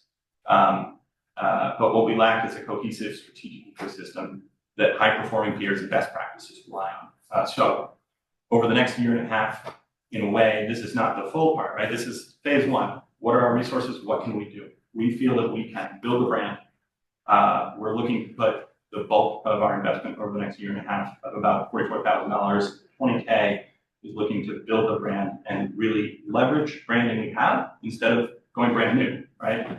Optimize our digital presence. This is critical. This is something EDC in the town has invested in, not in a full bore jumping into it way over the past 5 years, but enough to bring what we have to where we can leverage it and invest in it now. And then we're going to use that and launch a marketing cycle. Coordinated here, create Scituate's first coordinated annual marketing cycle to drive economic development and business. Coordinated is the key here. We feel that we are a public body, we're residents, we are creating resources that are to the benefit of the town, but also to the business community. If we can't create buy-in from the business community, it's not worth doing. This is a wraparound holistic policy. Thanks. So just right there, just make the quick sell to me why on optimizing digital presence.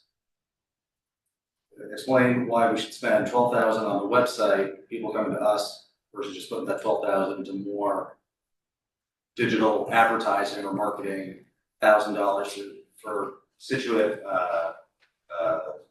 seafood, for the golf course, just put it all into marketing. Just what's kind of the thought process, so more marketing versus going to the website that long. I'm curious what because I didn't go through that whole. We need to be able to drive people to a place. Ultimately, online is where people are. And if we're only on an Instagram account, if we're only on an ad buy, people don't have a place to go and understand things. It's actually been eye-opening to me because historically, I'm not a marketing person. It's not the world I come from. But I have learned through our working with our consultants over the past year just how important it is for a place to go to help shape folks' visits. People in where there are strong digital presences, people really rely on things like visit plans. It is really, really helpful for really small things like that to drive people to Scituate and understand what they can do. We know that we have visitors coming to Scituate to come to say Untold, to come to the Salt Cave. But if we want them to stick around, we have to help them to stick around. We know that anybody who shows up to the gas station and Lucky Finn in the morning knows that the golf course is driving a ton of traffic. But why not drive that traffic for more than 4 hours? The optimized digital presence is where that needs to be. $12,000 is another thing I have learned. $12,000 is extraordinarily small investment, and it's what I would consider to be the minimum investment. We put that into our budget before. This here is something that will holistically help the town, and just from the economic side and not the marketing side, I would say that it's important to not put all your eggs in one basket. We have to, as the town, if we are an all stakeholder group, we need to be helping all votes. And also, we are the stakeholder, we are listening stakeholders. We've created really good feedback loops, and we're able to move towards putting resources, in this case, a visit plan.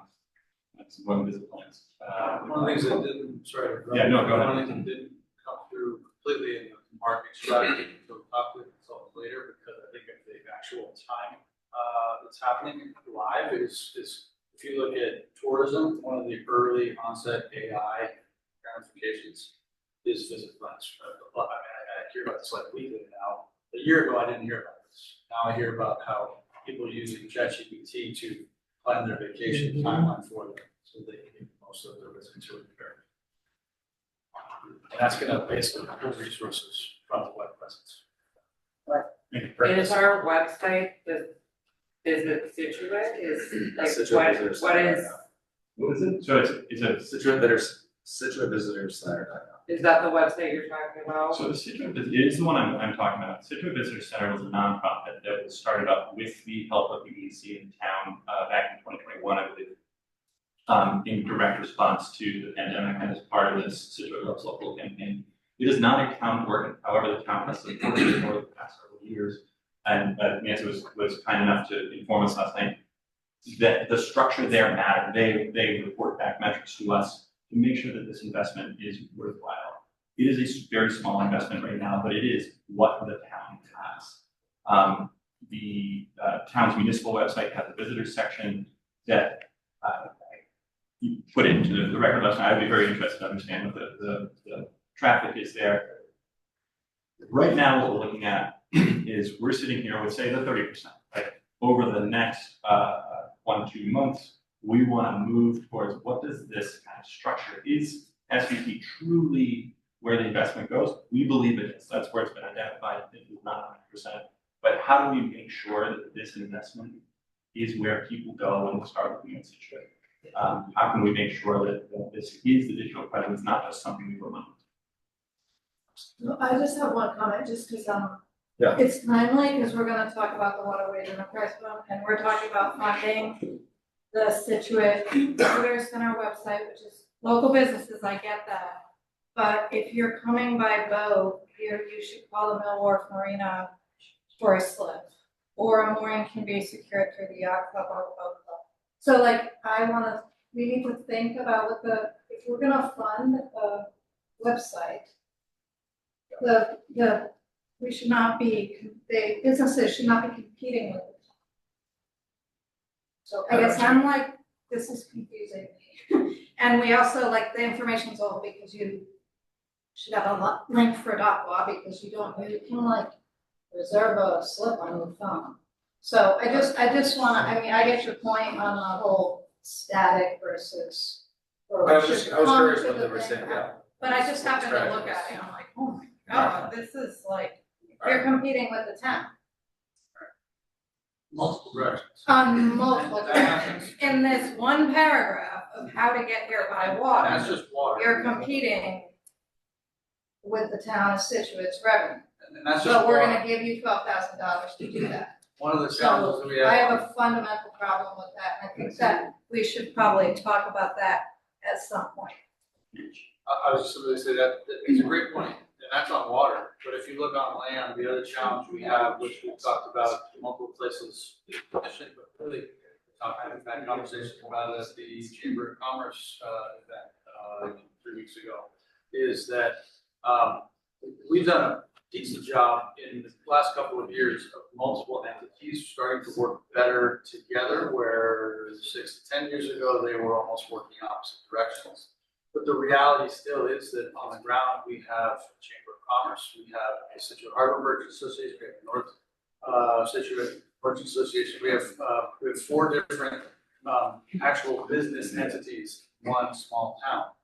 And for a town that seems to be getting so much attention in the press and in tourism and in real estate and other places, seem to be pulling strings different directions all the time. And one of the cohesive bodies that we actually created intended to try and coordinate things is this commission. And so I think that one of the important things to have to do with the marketing strategy is you may not be able to force any organization, and that's not necessarily what I'm suggesting, to disband, but you can try hard to try and get groups to work together in one direction. And that's what a marketing strategy is built. Which is why I think the EDC is trying to highlight that. You need to sidetrack, yeah, there, my question, all right. Next. Michael going. All right. It's a conversation for another day. Yeah. But No, I think it but is. it's a very good point, and there are specific reasons for what you're noting, which we are trying to solve with and structure. Without a different structure, it doesn't work anyway. Okay. But actually, this feeds right into this next slide. We're confident that we've identified a strong growth forward and fiscally sound investment, but this sound investment, it just won't work without equally strong processes that are put in place around it. Scituate have tried before. Scituate have created marketing investments in the mid-teens. The EDC had $90,000 plus dollar budgets, but it takes a long-term, planned, strategic approach to be able to make these things worthwhile. So what are these processes that we have identified? One, stakeholder communication. We've been building feedback loops over the past several years, and that's something that we feel is a really, really important thing to continue to do. It builds accountability, allows for course correction, iteration of ideas and improvement, and community buy-in. Specific to marketing, which is a use case for this kind of stakeholder communication, the marketing plan will not work. I want to be really clear, without the buy-in and coordination of the town's groups. As the town's business associations and business groups are able to work together and see value, I think that it will demonstrate to them the value in working together, and you will see the problems solved naturally.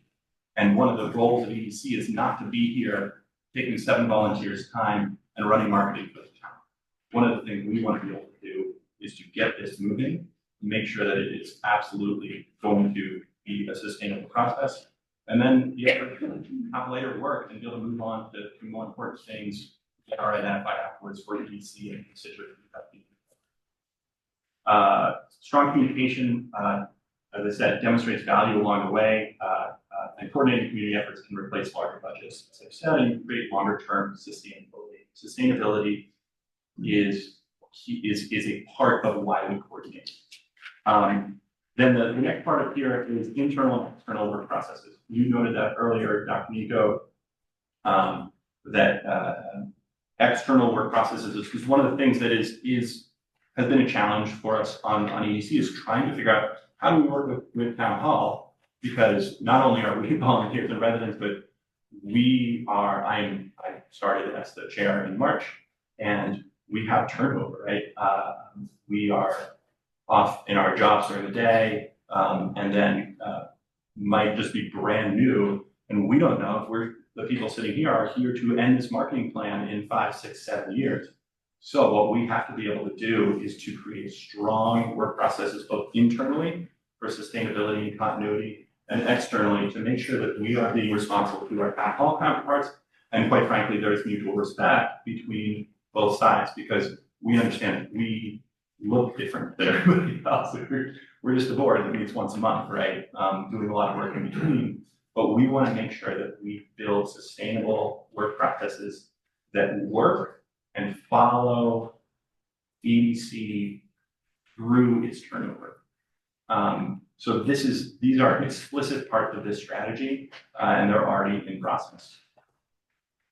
I'm going to go very quickly here because I think that we understand the value of marketing, but ultimately it's important. We talked earlier about how tourism is a dirty word at times. One reason we use tourism as a word, we have learned from our professional consultants, is that it allows you to leverage a small local investment into a much larger state and other organization investment. If you use the T word, you can go after grants. And grants are going to be key to the phase 2s and the phase 3s of it. So it will mean that a Scituate small investment becomes a much larger investment overall. But importantly, we are learning from best practices, we're learning from mistaken approaches, but we're leveraging what Scituate has. This is a marketing plan that is unique to Scituate. It builds on the value of what we have, and giving them value actually will help to preserve them even as we grow. If we show the value of what we love, it will stick around, and we won't have our entire town starting to look different because the money from Boston's not stopping. So we have a comparative approach because that's our approach, and others are investing in this, right? And the reason I put how others are investing is just to demonstrate this is what this costs, and we're really trying our hardest to replace budget with coordination, strategy, and thought. You guys have addressed this, the recommended budget. I don't think that it's something, this was absolutely our primary concern coming in. Seeing zero projection through 2031 without understanding anything behind it was alarming. And looking at accessing the stabilization fund, quite frankly, with no funding coming in behind that, I would say the town would be more responsible just to take that stabilization fund back, right? We don't want to spend $46,000 next year with a strategy that is a multi-year strategy that will return to the town without being able to know that we can keep going on that strategy. We are team players. One of the reasons we wanted to come to the select board is that it is your job to figure out the policy of the town and understand where we put our values, where we put our investments. So I won't belabor this, except to say that our external work processes, what we hope is that in future years, we have put ourselves in a place where we can communicate better with the town to understand how this kind of thing works, as opposed to sort of reading the 4 lines and saying, oh gosh, what's going on? So we're gonna just stop here. I try not to read the bullets, but if Scituate fails to invest, because economic development does seem optional, we are cutting one of the only revenue generating levers available to us. We can't reduce our way into growth. And I completely understand the idea of not competing against town, but we do choose to take a holistic view of the business community and make sure that we're looking at a way for where town's true interest lies, which is how do we expand this tactics? Where is our growth? And let's not be afraid to talk about these issues. You know what? That's it. We have sought clarity. We appreciate the clarity that you brought. And we are looking forward to working together. Excellent. We'll open it up. I think a couple remarks that I think could need to be helpful here. When you're saying sustainability, you're also probably saying continuity. Yes. That your program that you're launching is not a one-year program and then we're gonna change it, change its stripes next time. This is a long-term investment. And I think we all understand that's how that type of market access will pay off and be successful. So I want you to know, I understand that, and you have my commitment to that. And then as far as the competing with the town versus the enterprises and or businesses, we all have to neutralize that thought process. We have to make sure that everybody's on the same footing, that the resources of the town are just as important to the tourism, T word, and are the private sector businesses growing and expanding and taking on some of the extra work that perhaps the town is doing their share, but there's also more resources available to the tourism people.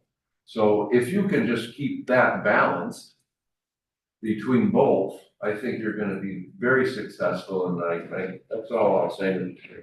That needs to be balanced, not one side competing with the other.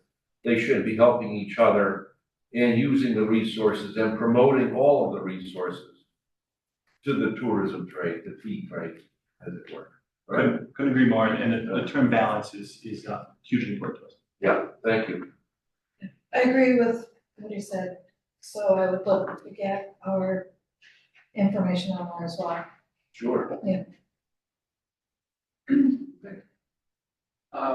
Obviously, as a liaison, I sit down on meetings and I think this commission is full of really intelligent people that are working hard towards town's interests. And I think that the key that I would try to go back to whenever I have a question about what the commission is proposing is that they were created specifically to try and increase that business side revenue to the town to prevent residential tax abuse. Maybe that's not the right word, but to prevent any risk to over exceeding the pressure on residential homes in our town. And I think that that's the thing I keep going back to whenever we have a discussion in the commission, as we bring that forward.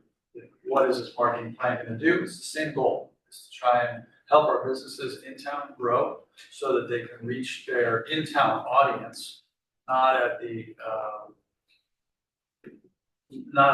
favoritism of tourism, but to balance bringing in dollars from outside of town and supporting businesses and residents that live there.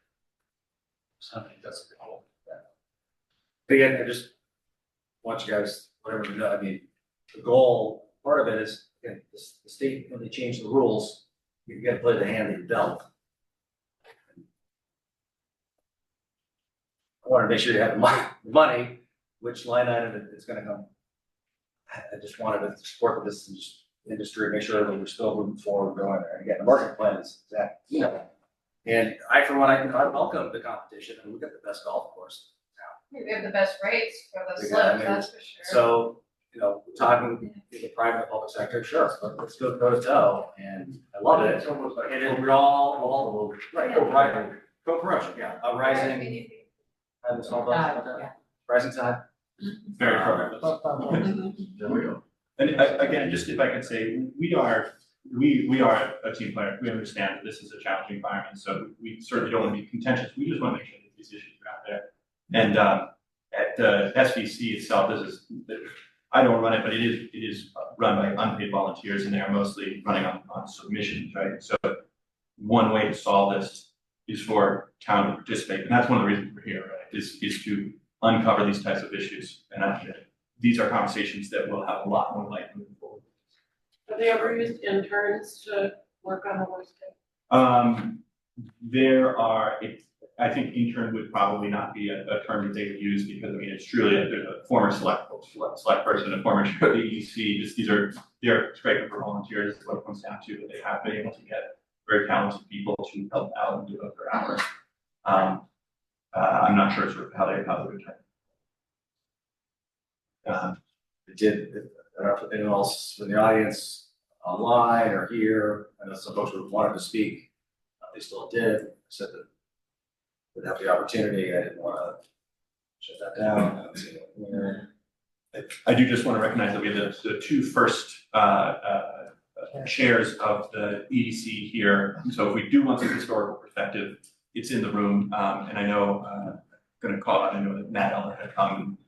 If Andrew, you hadn't stopped him at the beginning by saying, don't worry, he might go up mute. And I think the most important thing that I heard earlier was that I hope the EDC and people in the audience that might have been here to support the EDC understand the clarity that the chair and CA brought to the budget side of it. So if there are other concerns about EDC, I would love to hear them. But if it's really more about the budget cycle, I think that that's been addressed. Right. Unless there's still concerns or questions. Good. We appreciate it. Great, thank you. Appreciate your efforts. Very important. Well, fish, next.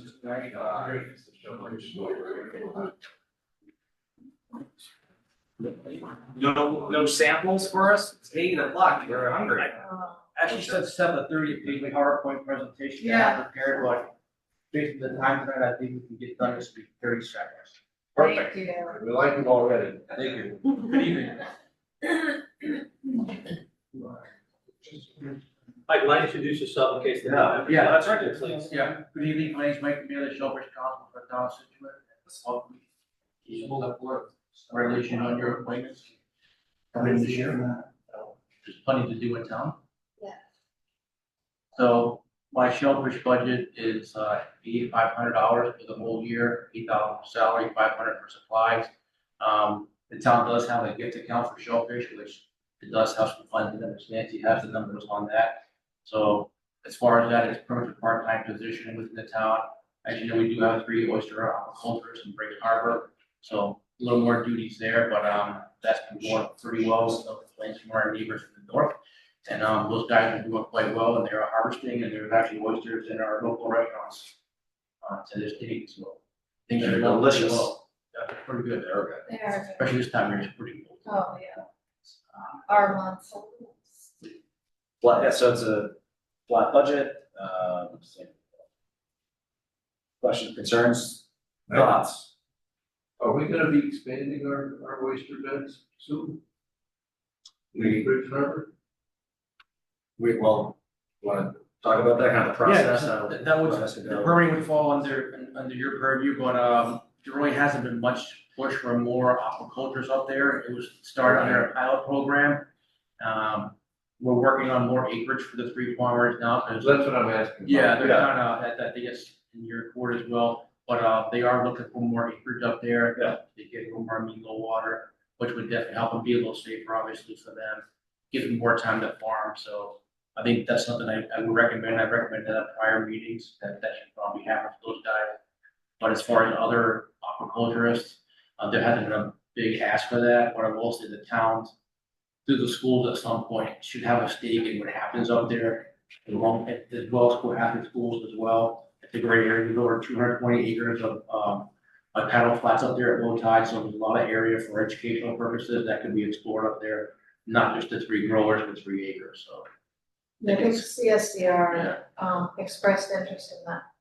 But that's a separate permitting process, that is solely education, or research, I think they call it, and that's approved through DMR, because it's a temporary, maybe like a 2 year. And then they can, Yes. and do they need to come, so Jim, what's the best process to kind of move forward, that have Shellfish come back?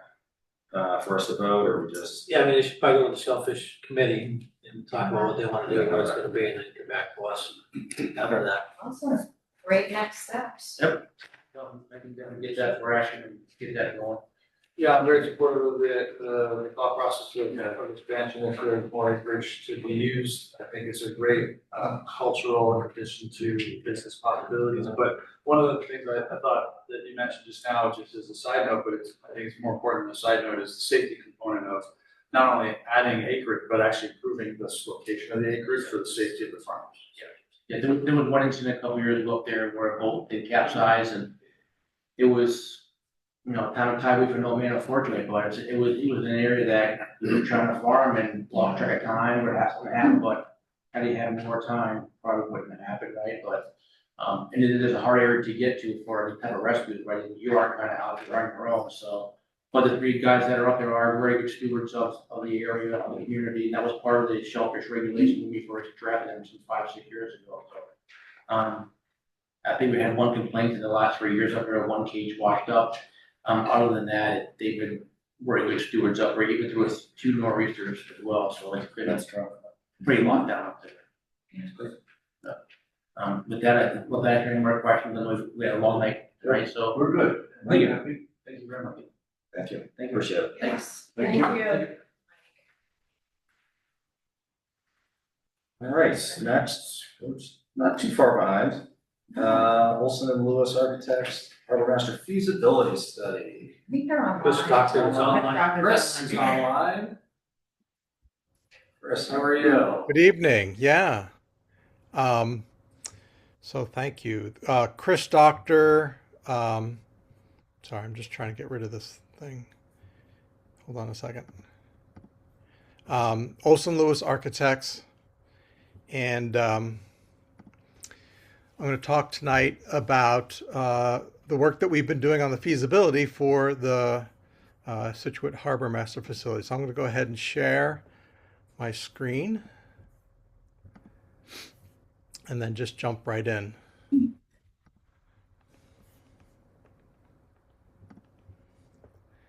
Does everybody see that?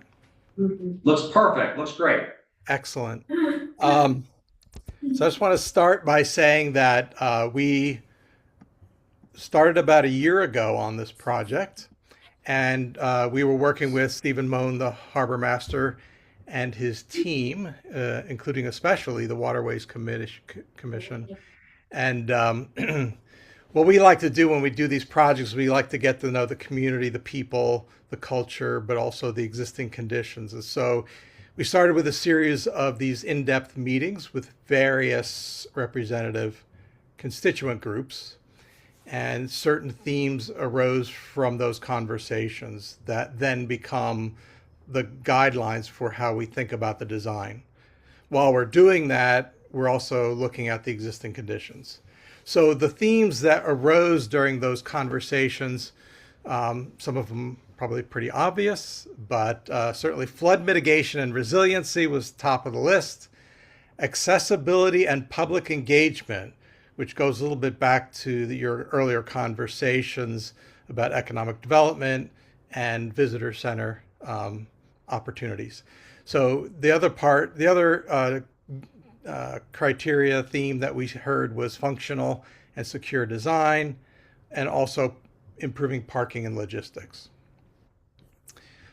Then while we were doing that, we had niche engineering on our team, and they were reviewing existing site documentation, looking at publicly available GIS data, looking at all the previous Scituate planning documents, as well as a site visit to assess the existing conditions. And then, of course, working closely with the Cole Parkway Resilient Design and Engineering Project, we looked at the existing utilities around the site. So that's a map of that. And from this exercise, it was determined that we needed future surveys to look more specifically at access to utilities for the new project, water, sewer, electrical, and any drainage upgrades. So while they were examining the site's environmental conditions, they were looking at soil, wetland areas, flood vulnerabilities, and of course, FEMA flood zones. And as you can see, not only with the maps, but also observed past storms, events, there's been plenty, and you all, I'm sure, have seen it. The flooding events, stormwater not only surging through the catch basins in the parking lot, but also reaching a level really to the top of the ramps and stairs of the building. And so I just want to point out this line here that goes from the top north to south, west to east. On the left side of this line, this is the AE line, the FEMA AE line, with an elevation of base elevation of 15 on the west side of that line, and a base flood elevation of 16 on the east side of that line. So the goal there was to try and keep the building to the west side of that line, so that and I'll talk about what that base flood elevation means for the building shortly. But essentially, what we want to do is keep it to that side of it. There were other things that came up during the conversation, including community engagement and views from the site that also influence the siting of the building. And so you can see here on the west side of the site is the existing Coast Guard building, and on the east side of the site is the existing Harbor Master building. Yep. So then the other things we were looking at, and I started to talk a little bit about some of the FEMA maps, but we also looked at what the flood surges might be over time. So we looked at a 2030 map, a 2050 map, and a 2070 map, and had to determine which one of those do we design to. And so we think about those things when we're thinking about the elevation of the building, essentially. And so and again, we'll look at that on the next slide here. You can see how the flood elevation changes over time, but also the photographs on the bottom obviously demonstrate the existing condition and flooding that we need to address in this project. So there were, in terms of permitting, there would be quite a few permits that will be required. So we did a whole chart on what those permits might be, and we'll continue to evaluate those permitting needs, considering things like phasing, early engagement with regulatory agencies, and coordination with the Cole Park Resiliency Project as well, because a lot of the stuff that we're doing with that group will have a direct impact on what they're doing as well, and we'll coordinate with them to streamline the permitting process. In addition, we looked at what the requirements are around design flood elevation. And so we looked at what the base flood elevations were for each of these zones. And basically our recommendation is to go with the AE 15, which means that we're starting out at 15 feet, a base flood elevation of 15 feet, which requires then the underside of the lowest elevation of enclosed space, which would be the utilities, has to be at 18 feet, 3 feet above that base flood elevation. And then if we assume that that is about 2 feet for utilities and structure, the first floor elevation is up at 20. And what does that mean? So the existing elevation is around 10. So here's a little diagram of what that looks like. You'll see there on the right, the existing grade is at elevation 10. The proposed elevation for this building in this zone is elevation 20. And so we're about 10 feet up in the air from the existing grade of the site. The other thing we look at is we start thinking about massing and articulation of the building, masses and pieces, so that we want to create something that looks a little much more intimate and consistent with the character of the town. And so we're looking at trying to think about smaller volumes rather than one large volume to give it some more character and pedestrian scale. And so if we have a height limit that we're working towards, and we typically like to see 10 and 12 pitches, we work that back down. And as we get to that elevation, we're looking at a width of the building at about 24 feet, which you'll see there on the second floor, which is really 3 levels up from grade. Chris, And that- quick question. Yes. Sure. Yes. When did the some of those requirements, some of those height requirements go in? I mean, I know existing buildings that are there were grandfathered in. When do most of those changes happen? Insurance? Yeah. Years? So I think we were anticipating them. I'm not sure if they've actually gone into effect yet, but we were anticipating for a construction start date of 2028, and so we wanted to make sure we were looking at the FEMA maps that were appropriate for that time that we were actually going to build it. Bob could probably answer better, but the requirement has always been, if you do more than 50% work, more than 50% of the value of the building, you have to comply with current flood codes. The genesis to this really were the bathrooms. The bathrooms are not in great shape, the buildings aren't accessible. The showers, once we touch those, we're pretty much at 50% the value of the building. And then we get kicked in. The codes have been in place for a long time, they just keep making you go higher and higher. That kicks in to set the floor height relative to FEMA requirements. Zoning height right now is 40 feet in residential districts, and in this district, which is the Harbor Business District, the ridge height would have to be 45 feet the way the zoning's written today. Sorry, Chris. Yeah, Sorry, no, that's great. I appreciate that, because I was thinking the FEMA requirements versus the FEMA elevation requirements, which change as well as the extent of work that you do, right? So we actually did a little exercise around if we were to take the existing building and make it accessible and provide accessible toilets, that it would, as you were saying, would trigger that 50%, which would require the entire facility to be raised up to that elevation. Thank you. So then we also looked at it from a landscaping perspective, and some of the considerations, which a lot of came from those conversations, had to do with building placement, gathering spaces, and parking. Really, it was sort of what drove that.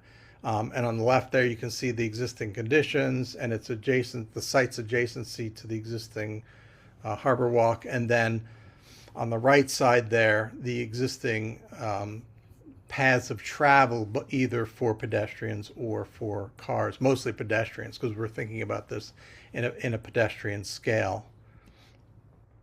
So some of the things we're looking at here are some of the access to it for pedestrians, where the main traffic would be coming from to access this new project, and then also where some of the preferred views would be. And you'll see the placement of the building takes these things into account, where people are coming to access the site, but also the views once you're on the site.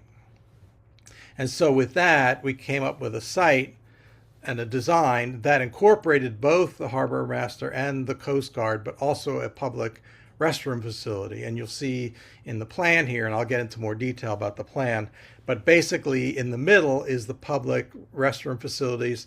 On the east side, on the right side, is the harbor master, and on the west or the left side is the Coast Guard facility proposed.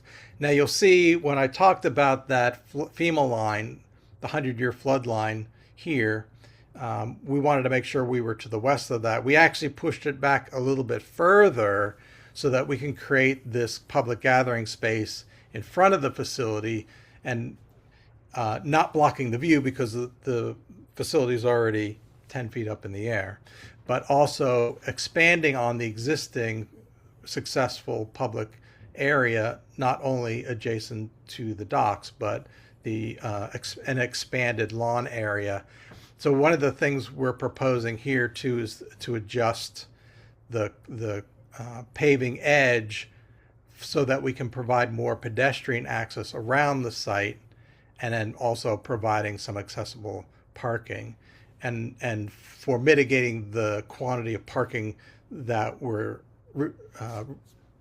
dislocating, we had some conversations with the Cole Parkway project team as well. Thank you. Yep.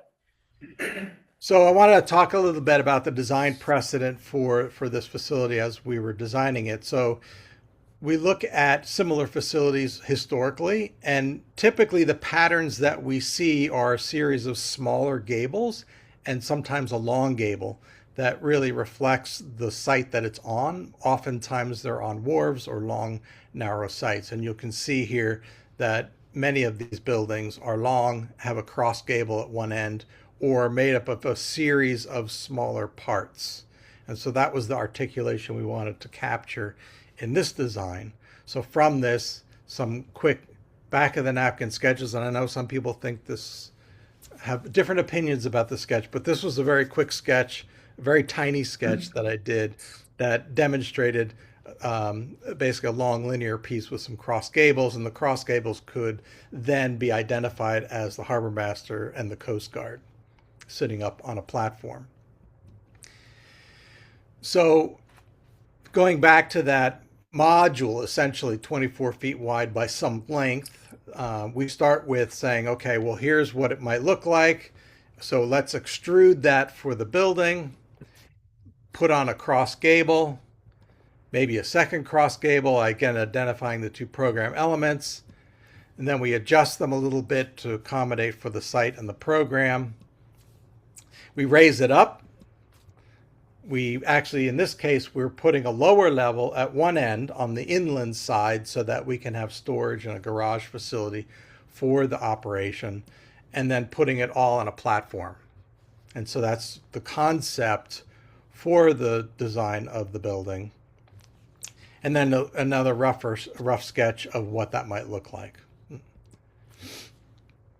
So here it is on the site again. And you'll see that on the south side, on the bottom of it, there's a ramp that goes up, and we designed it in a way to reflect sort of a wharf look, right? Again, pedestrian scale, very textural, authentic materials. And you'll see that in the renderings and the drawings in a minute. But getting up to a deck around which then all the facilities have access to. So here's a proposed first floor plan, and you'll see on the right side there that this is the first floor of the harbor master piece of the project. And so you'll see you come in off the deck. So if you were to come up onto the deck, you come here, and basically you're undercover here. And so you can come into a lobby, and off that lobby is a reception and a conference room. So these are, this is the public comes in here. But then in the back, there's operations and communications, which has a commanding view of the harbor, a restroom for that operation, some storage, and then this storage in the back with this other door that comes into its own lobby, comes off of this stair. So presumably you could imagine the harbor master team coming up the stair, coming into here, grabbing what they need. There could be life vests or other materials that they're going to need while they're out doing their work without having to interrupt the public part of the building. And then from there, there's a stair that goes up to the rest of the facility on the second floor. But before we get to that, in the middle here is the public restroom facility. So we have men's and women's, but then we also have here to the right of that, we have transient boater facilities. So there's actually here, this first one here is a family restroom. So it's private, but then also you come in here and this would be for transient boaters. So there would be 2 toilet rooms with showers and then and access to a laundry room as well. And that could be accessed with a card key, you pay a fee, you use that as a transient boater. And then some storage. And then to the left of that, this is the facility for the Coast Guard. And you'll see that you come in at a main level here. On one corner is the office for the Coast Guard commander, and he, again, having a view of the harbor from that corner. And then on the other side, the kitchen, living, dining for those who are staying there for several days at a time. And then a restroom on that first floor, but also some laundry and storage. And you'll see here on the left here, it says garage training room under. So that would be for the harbor master's use, to have a space that sits under that part of the building for their use for storage and training. And then on the second floor, as we move up, you'll see that we have, again, the harbor master on the right. You come up the stair into a break room, and then down the hall, there are 2 restrooms, some lockers, and a shower. The harbor master's office would be on the corner, and with a support office adjacent to that, both having quite a commanding view of the entire harbor from that vantage point. And then on the left side here for the Coast Guard, we have 2 bunk rooms, bedrooms. Right now they have bunks in their bedrooms, men's and women's. And then they also have lockers and 2 toilet rooms with showers for that facility as well. And then the stair comes down to that door that comes off the deck. And then you'll see, well, we'll look at it in the next slide here. So here are some elevations of what it might look like. Basically taking the theme of a wharf with the wood piles that would be supporting that deck, the ramp that comes up to that main deck, and then there are places where you can penetrate through the buildings to get to either side of it. And you can see the articulation of the gables, the cross gables, that give it some good scale, good pedestrian scale. So this what we're seeing here on the first elevation is from the parking lot. And then the elevation below that would be from the harbor, the view from the harbor. And so this corner here is where the harbor master is. And then this is the operations for the harbor master. And then these are the offices for the Coast Guard. And then down here, you can see this is the elevation from the harbor master's facility that faces the harbor. And then this is the other side, where this is the Coast Guard facility, and you can see underneath here we have storage and access for their boat and operations and training down below. Chris, can I ask a question? You Yes. might get to this, but I very well understand the concept of the 3 spaces, the Coast Guard, the public restrooms, and transients, as well as the harbor masters. But it seems to me that there are 2 significantly large portions of space where you can cut through the building from side to side. They're exterior spaces that have roofs over them, but they're not captured spaces. Is there a reason specifically that the design team decided not to make any of those walk-through areas actual interior space that's captured space? You're already spending the money to put it up in the air and put a roof over it. Why is it not interior? Yes, well, I mean, there are a couple reasons. The first reason is really to have a space under cover without having to go inside a building. So say if there's some inclement weather or someone needs some shade, it's a place to go. But it's also a way to connect through from one side to the other without having to go into the building. That was really the purpose of that. And the configuration of the 3 pieces, it was also thinking ahead that because there was always a question of whether the Coast Guard stays or not. And so this was a way that you could then chop off a piece and still make it work. Does that answer your question? Yeah, it does. Okay, yeah.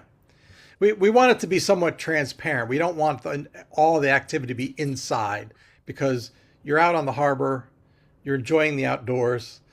It'd be nice to have some spaces that are sort of indoor-outdoor spaces and some penetration through the building without having to always be inside the building. We always wanted to have a connection to the harbor. Well, I think this is a good, I don't know if we need to go through some of the other ones. We might have some more questions just because we're running up against the clock a little bit. Okay. So. Well, what I wanted to do, if you don't mind, I'm going to jump through these and go over to. So, for those who are familiar with Plymouth, their Harbor Master facility, that's a model of it on the right. So that's the scale of the two. They don't have a Coast Guard piece, but they do have the Harbor Master and the public toilet facility, just for scale. So if you're familiar with it.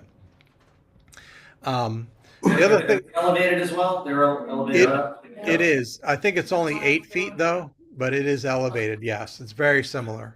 Very similar. Then the other thing I just wanted to look at quickly here is, so if we look at on the left side there in the orange, the Coast Guard facility, if for some reason that part of the project wasn't included, we could simply remove that and still have the rest of the project work. And so here's in perspective what that might look like. So this is the project in full with the harbor master, the toilet facility, and then the Coast Guard. If we were to remove the Coast Guard, it still works. And you get that real intimate pedestrian scale feel, even with the ramp that goes up 10 feet. So I guess I'll just end with that. How's that? No, this is great. I mean, a lot of it, it's the art of the possible, right? Part of this question was, what is actually possible? Sure, please, go ahead. If this ever were to move forward, what is the construction vision of schedule with the existing structures being morphed into, because you're gonna be building right on top of the existing structure. So what happens during the course of construction with the harbor master's office and all of those activities that are required? Yeah, I put it in trailers. Trailers. That's in trailers, yeah. And we would take the trailers into Cole Parkway, I would assume that, right? Because you'd have to be proximate to the. Yeah, we would probably be able to fit them kind of on the grassy area there where the picnic tables are. Okay. Without taking up pocket space, it's gonna be tight, but you'd have a large trailer there. Thank you. I mean, I don't wanna speak for waterways, they're here, but we went through the whole process.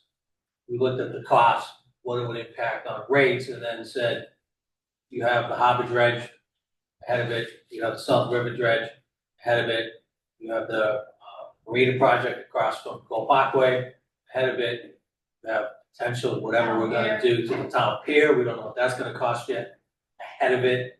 And it really came down to, there's just, we can't fit everything in, we can't do everything. Yeah. Would that be accurate, guys? Yeah. Again, just speaking for myself, but part of this is, it's the art, again, the art of the possible. What can you actually do? What's feasible, what's not feasible? Knowing all the new,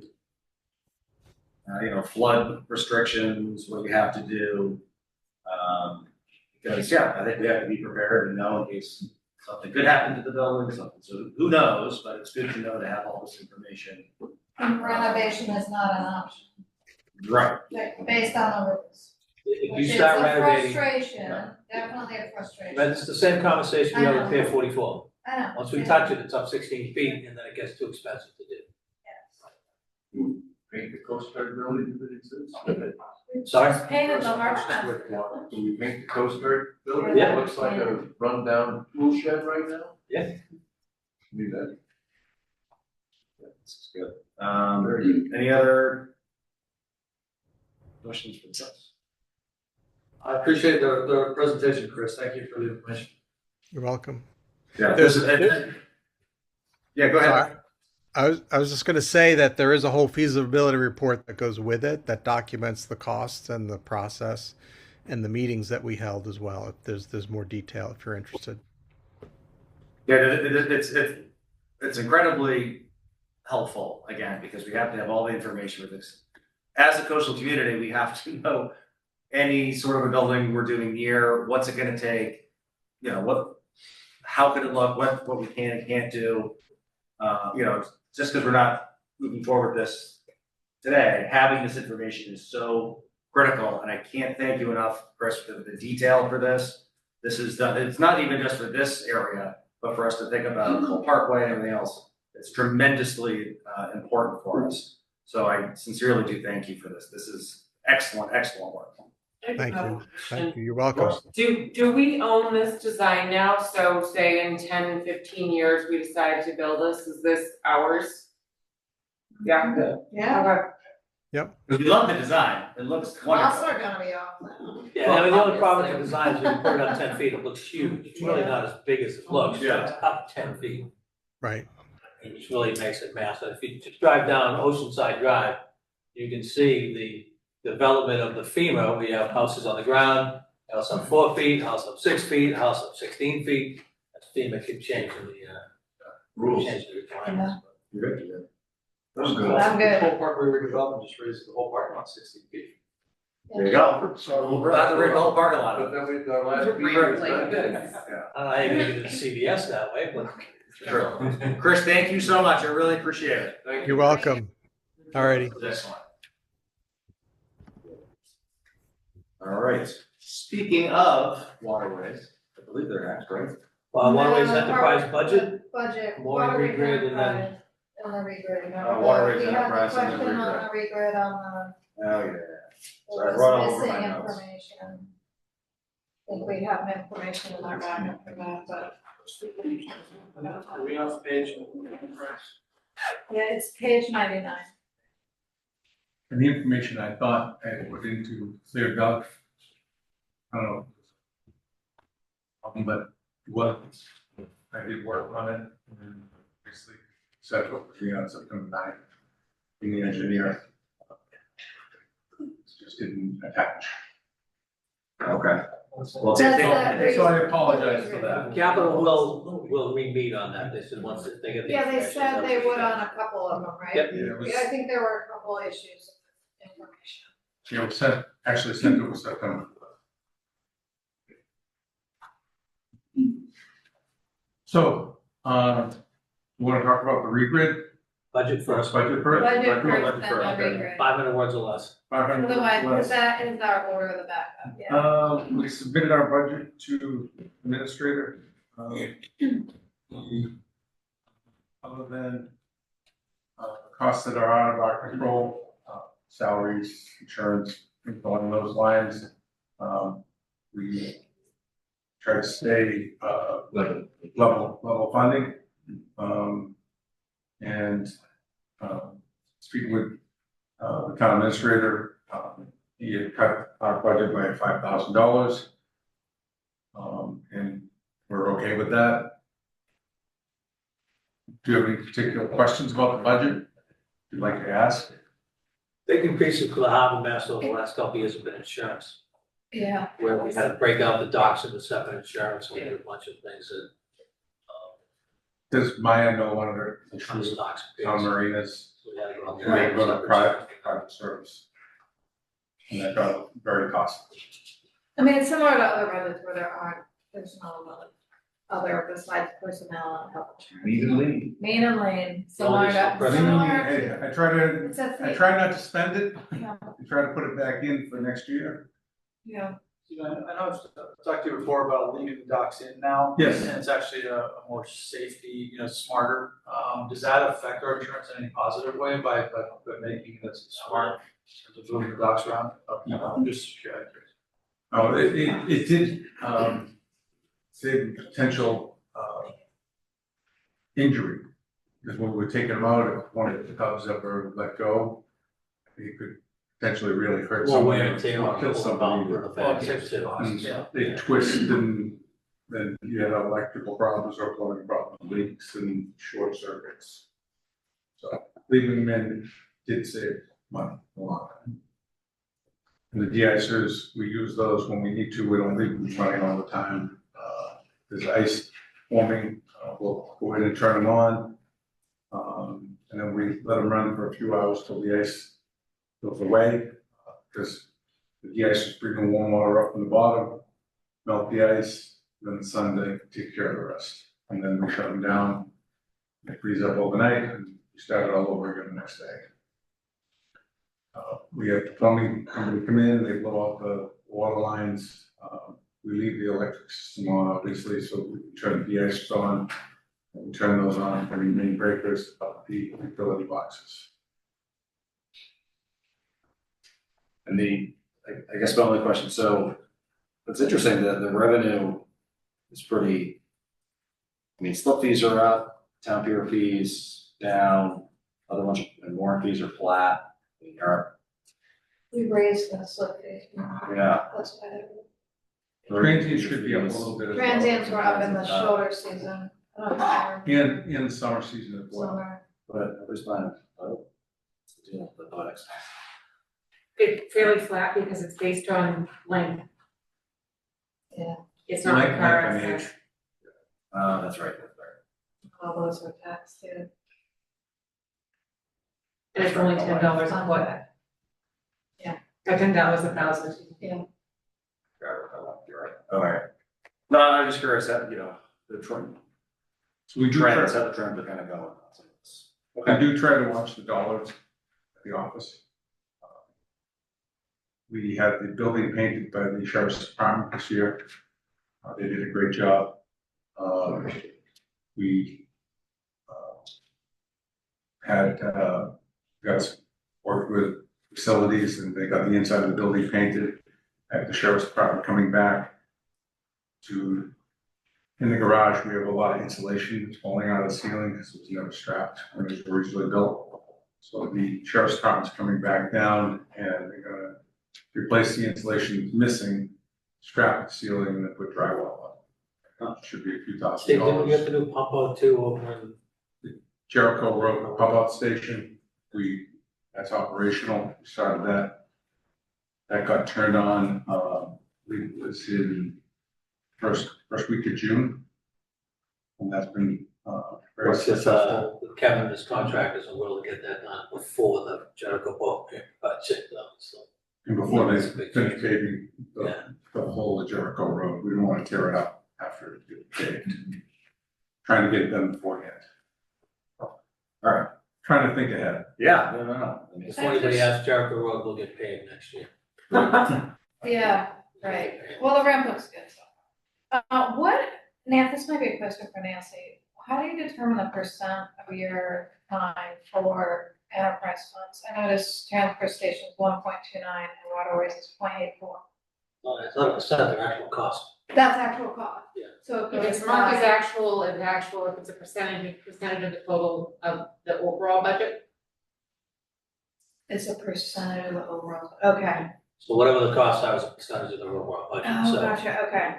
But whenever we can use actuals, we use actuals. Who's on health insurance, who's on, Okay. stuff like that. Cool, And thanks. they could charge a percentage of Nancy's time, they could charge the whole A time. percent of yours, but it's not equal across the enterprise, okay. Spend more time on water and sewer than I would on waterways and transfer station. Hopefully. Also, they were working, Kevin's group was working on the water lines. Mm-hmm. We replaced the 3/4 inch copper water line that came from under our building and out through the seawall and replaced it with a 2-inch plastic line that can be accessed, if there was ever a problem without tearing the building apart. And also, there's a lot more volume to boaters on the docks. So that if you have 3 people, rinsing off their boats, and the fourth guy turns the water on and all of a sudden, kind of go dead. So that was a big plus out of the marina. The people love the dock, love the deck. Oh, it's Love the awesome, deck. the chairs. It's a great spot. All right, so we're going FY 25, you're at 1.1, then 1.2, and 1.28. For FY 27, again, major increases over the years, fuel costs. Fuel, electricity. The Nancy short-term debt, that's, where's that going out? Right here. So we have to be ready for it. We don't know when they're gonna start, so we have to put some money in there for issue. Short-term debt. Yeah. The harbor director was still waiting on the Army Corps of Engineers for a permit. Just stored in my 5 years. They can drop it off Waiting for the tomorrow, or they permit. might. Yeah. Tomorrow could be 2 years. Stay or follow. I just want to sign, waiting for the permit. Yeah. Great. Questions? More flat, just like every I other. mean, it's pretty straightforward, similar to other budgets. No secrets. No. All right, perfect. On to the Regrid. So, the reason for the regrid, it hasn't, I've worked with Paul Scott and, Paul's here tonight. You said. Yeah. And he looked in downstairs to try to find out when the last time regrid was done, and it was, I believe, 1976. Is the last time it was done. It was talked about probably in the early 2000s, but I spoke to Carlos Pena from Let's just CLE. hold on. The last time it was regretted was 1976. Yes. I get that. Yes. That's the last time it was regrid. So since then, Were you born yet? No. I was. I wasn't. Hey, I was at I was one. I was one. I was in 7th grade, I think. No comment. No comment. I think it was two. Okay. Well, thank you. So it's been quite a long time. So I reached out to GEI, who worked on the couple of projects with me, the marina, and they gave me a proposal along with budget.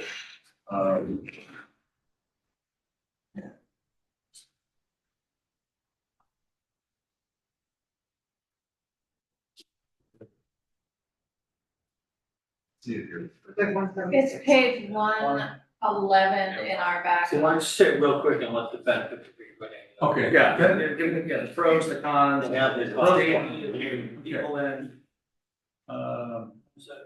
Reason for the regrid. I've been, one of my plans is to expand the Maritime Center. I have a way to do it, and I know it can be done. But moorings are gonna have to move. And when we start this, they're gonna have to already be moved, so that we can add possibly 6 to 12 slips at the Maritime Center. 6 to 12. 6 to 12 additional slips. Additional slips, Bob. At the Maritime Center. While we do it, we're gonna have to do some work to the docks at the Maritime Center. And, but this will also improve mooring management in the harbor. So we know precisely where everything is. We'll put all the fishing boats, all the commercial fishing lobster boats, kind of along where they're at now, but there are some scattered about. Want to get those all kind of behind that spit of land, so during weather events. So there's they're more protected. safety considerations. Safety consideration, Efficient. improve mooring placements, so that hopefully we can add some mooring placements. Did you do that? I think we can. I think we can. We're probably, there's probably some moorings that aren't gonna be able to be used because they're just not really usable now. They're kind of in the flats.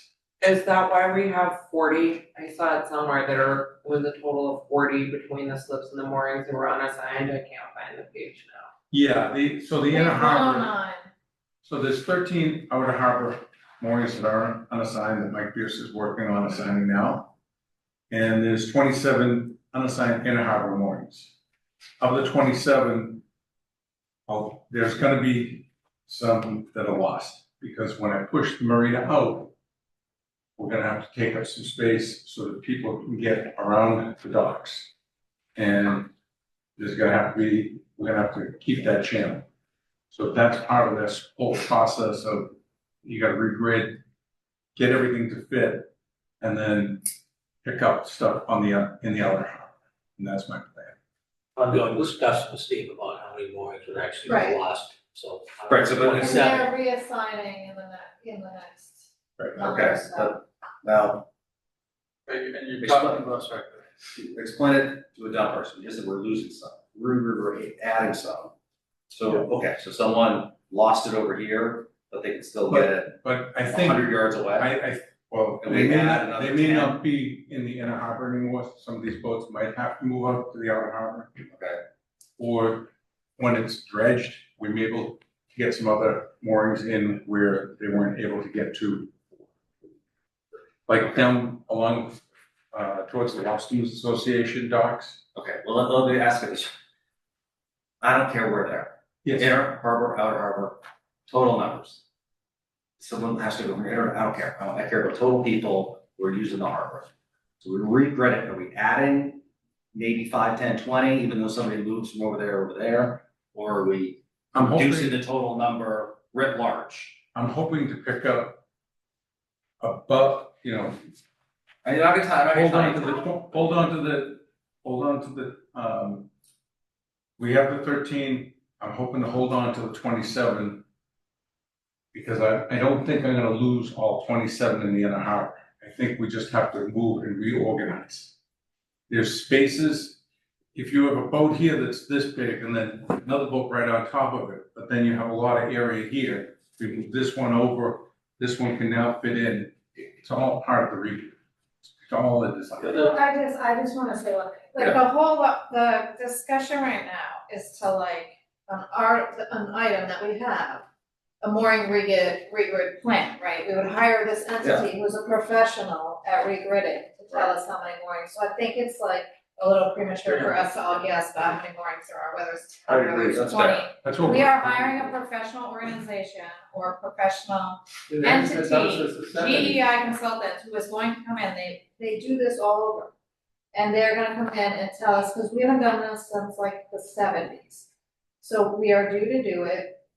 The time is right because we're getting ready to dredge, right? So if you're gonna do it, now's the time to do it.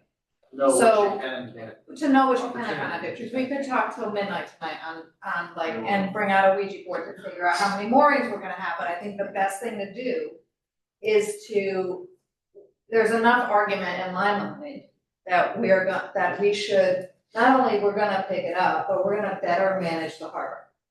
And better manage the harbor can be the sailboats or where the sailboats should be, with deep water, the lobster boats where the lobster boats should be. So I think we just, right now, the question is, do we wanna do the regrid? I think so. As a project? Well, And the I think question it's is, do you worth wanna do the regrid design? Design, right, Then the sorry, question you're is, right, you but wanna the do the design's gonna like, And so that's. help you understand. So to your point, I think there's, one question I have for Stephen is, with the regrid, there is a design and then there's a construction. Construction. phase. Yes. The design is what's gonna tell us whether we lose, stay static or gain moorings. Correct. But the one thing that, Andrew, you asked about loss, right, we're gonna lose, I think at least both as a number of people who can use the harbor and also as a revenue potential discussion. And, you know, I'm a mooring holder, so to make a point that it's dangerous. On the whole concept. You're gaining slips, which are more expensive than moorings. So you might lose, if you lose 6 moorings, you gain 6 slips, the revenue potential in town is significant. Just math. So not only does the regrid need to be designed first to figure out if we're losing it all or what we can gain, but also the numbers to the regrid, I think, are important because just my simple math is if you had 12 slips at an average of say 25 feet a boat at what are we, 350, 400 per foot per No, season? Where are we? $121 for a resident, $170 for a non-resident. So if I'm my math, so you're looking at somewhere between $45,000 and $60,000 of revenue for the additional at the Maritime Center once it's finished. Right. That's a lot of moorings. So I'm simply saying that from a math potential standpoint, it's not only about whether or not you might lose a couple of parking spots. You're changing them. The same way that in Full Parkway redevelopment, we talk about moving parking spots, losing parking spots, but gaining trailer parking spots, right? So it's just, you have to be thinking about both money and space.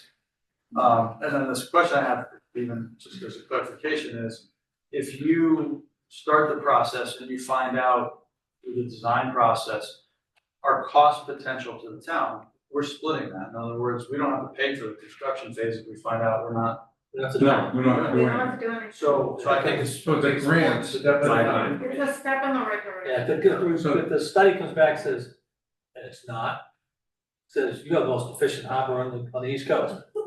It's not, but it could, we don't have to do anything. It says you can do it, but it's gonna cost Take it a lot of back. money.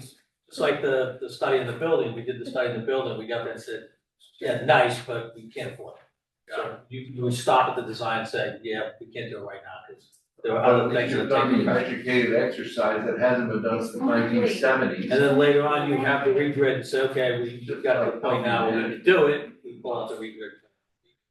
Okay. Last question I have on that is, we're talking about the dredging, we're waiting on permitting. Yeah. Does the beginning of regrid design phase help us understand whether or not the scope of our dredging is valuable? If we figure out, is it gonna help us figure out where we should be dredging or not bothering dredging, or that's a separate Conversation about to determine where we're gonna dredge. And also, I'd be going to Seaport, yeah, the. Seaport Economic Council. So it'd be an 80-20 split, 20% would come from the towns on both projects. That's good use of I know. So, Not gonna we've lie. been pretty successful. We just got awarded along with Marshfield to design engineering and permitting this operate. Thank God. You're the best. I'm glad Marshfield is a MBTA community. We are too. There we go. Definitely. Thank you, Mr. DeMayo. Thanks, Mike. Thank you. Great All time, right. there's a third time. Perfect. Now we can, Any more there's no questions? vote on that, so. Now I've got other recommendations from Waterways. Thank you so much. Very good. Thank you. Stay up here or you want me to? Yeah. Yeah. Get comfy. One big ol'. One of those. How are you? I always get hot and they don't wrap me. Hey, what's coming up on the waterway? I just want to caution the Waterways Committee, I believe they, between the room and the online, they probably have a quorum of their board here. So please be careful that you can't have deliberations without being posted. So deliberately deliberate. There will be 3 members of the board, 3.5 members of the board, four on the board that do not make a quorum, so that we should be good to go. And any of the other members that are listening and paying attention, oh, by the way, David being Waterways Chairman, they will probably, if they want to speak as a resident or a boat user. But thank you for having a chance to get back together. Welcome to the 2 new board members. Last time I think we were here was back in January 16th of 2025, and we were tasked with trying to look at some updates to our 5-year plan, to be able to satisfy some of our capital plans that are coming, as you just have heard, with mainly our dredging projects. Want to say thank you to Jim, of course, to Nancy, Susan, who's been a great liaison, and Stephen as a harbor master. What we have presented to you is a 5-year lookout of how we are going to increase fees to be able to keep up with the current needs and the demand that's coming with these projects. We always hope that we're going to try to get funding when we can. There will be some challenges with that, so our goal is to try to have money in the account to try to manage that. And the only way that we have to do that is to try to raise some of our rates. You'll notice that everybody's had a chance to look at our memo, and it was 8 pages, but we had added 5 recommendations. And really for the theme of this whole piece, and I'll let you know that we put a lot of time and effort in to try to come up with a good plan, and we turned it on its ear upside down to try to make sure that we looked at every angle. We also made sure that we were very transparent on how we did our deliberations, involving a lot of people at our meetings to make sure that they had a say in what we were trying to do. This will probably be an evergreen type of model, which means it's always changing.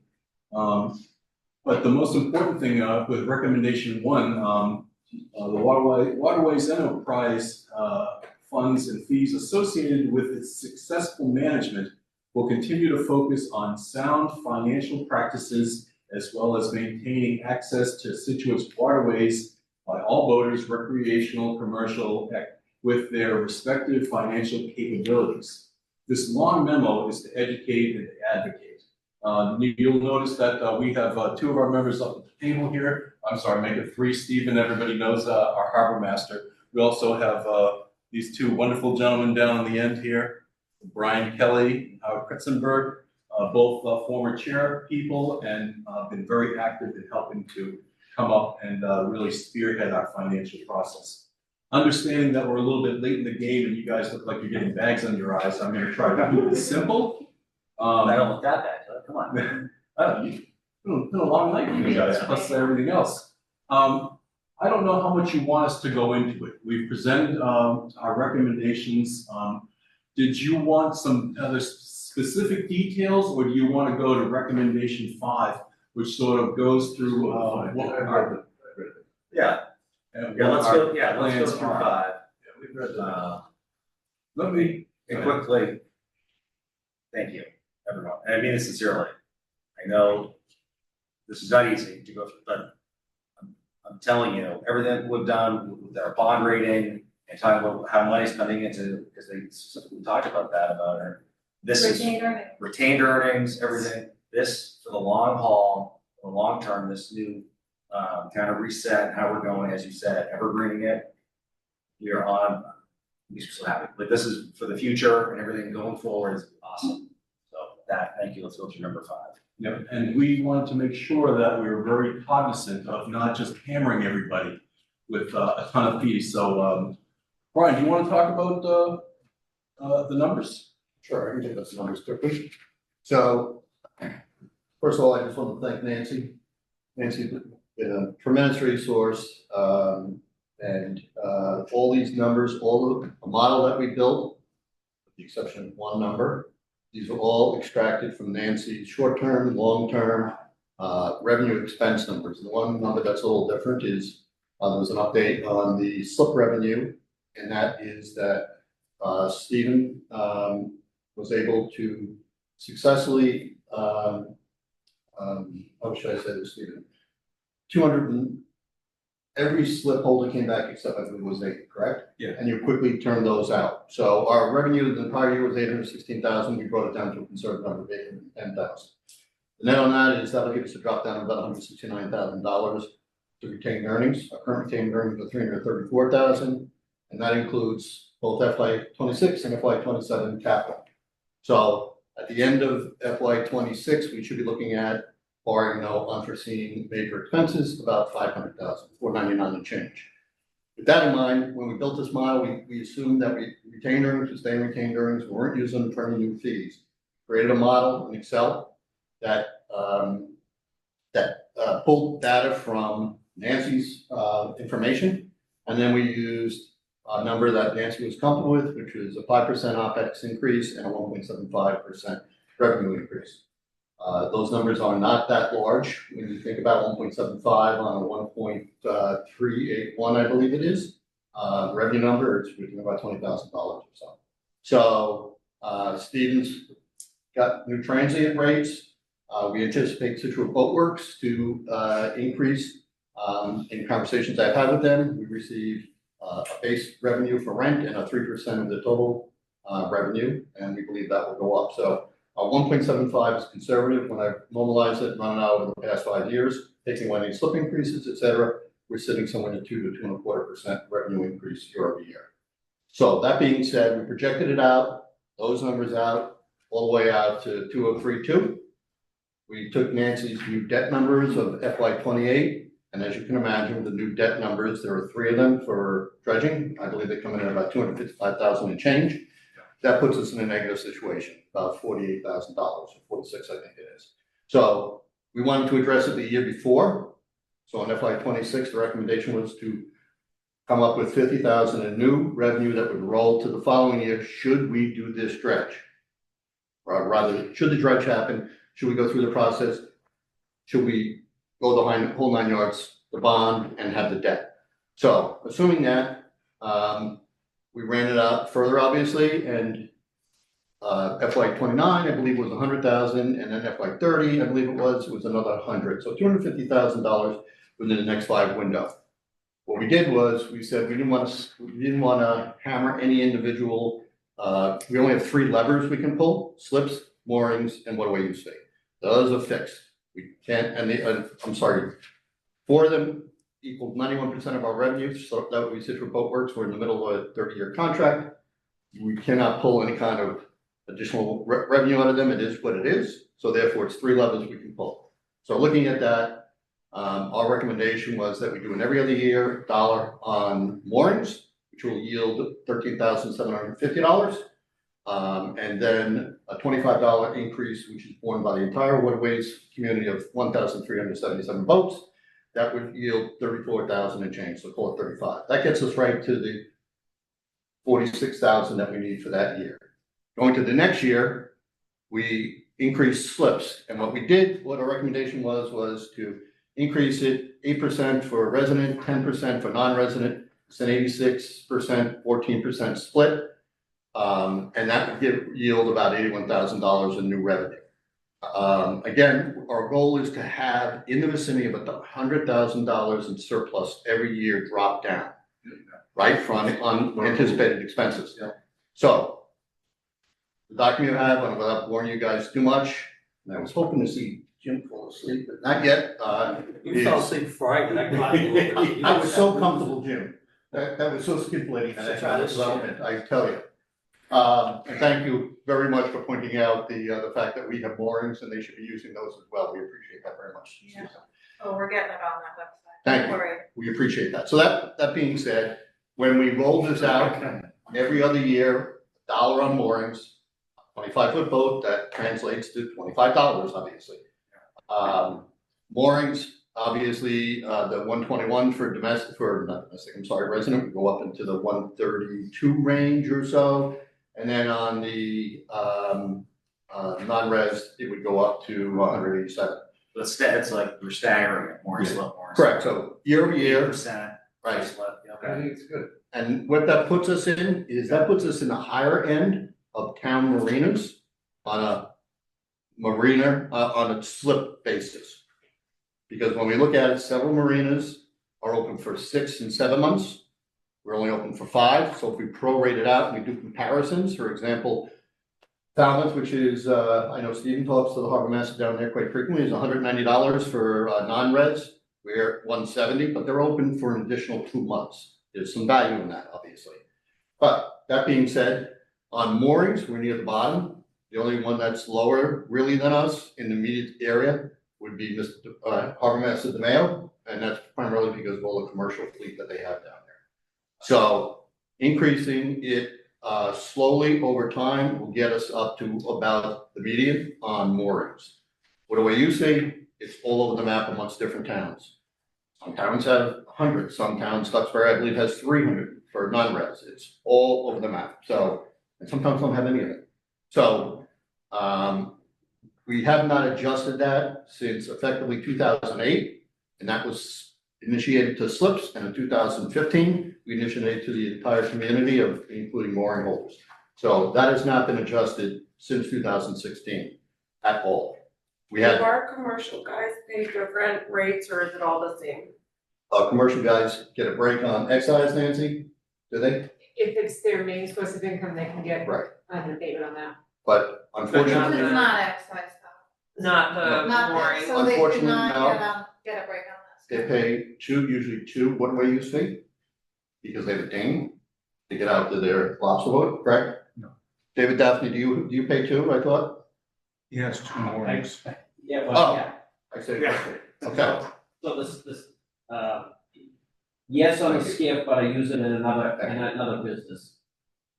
okay. So I misunderstood, David, when we talked about this. That's okay. I was distracted by Yeah, the yeah, shiny object, I think. Anyway, I'm here to help you. that being said, so our recommendation was to move forward with an every other year. Go ahead, Andrew, I think you have a question. Yeah, no, so, I couldn't hear you. Oh. Sorry, I was getting distracted. So yes, to sum it up, our recommendation was to go every other year on mooring rates, every other year on slips, alternating.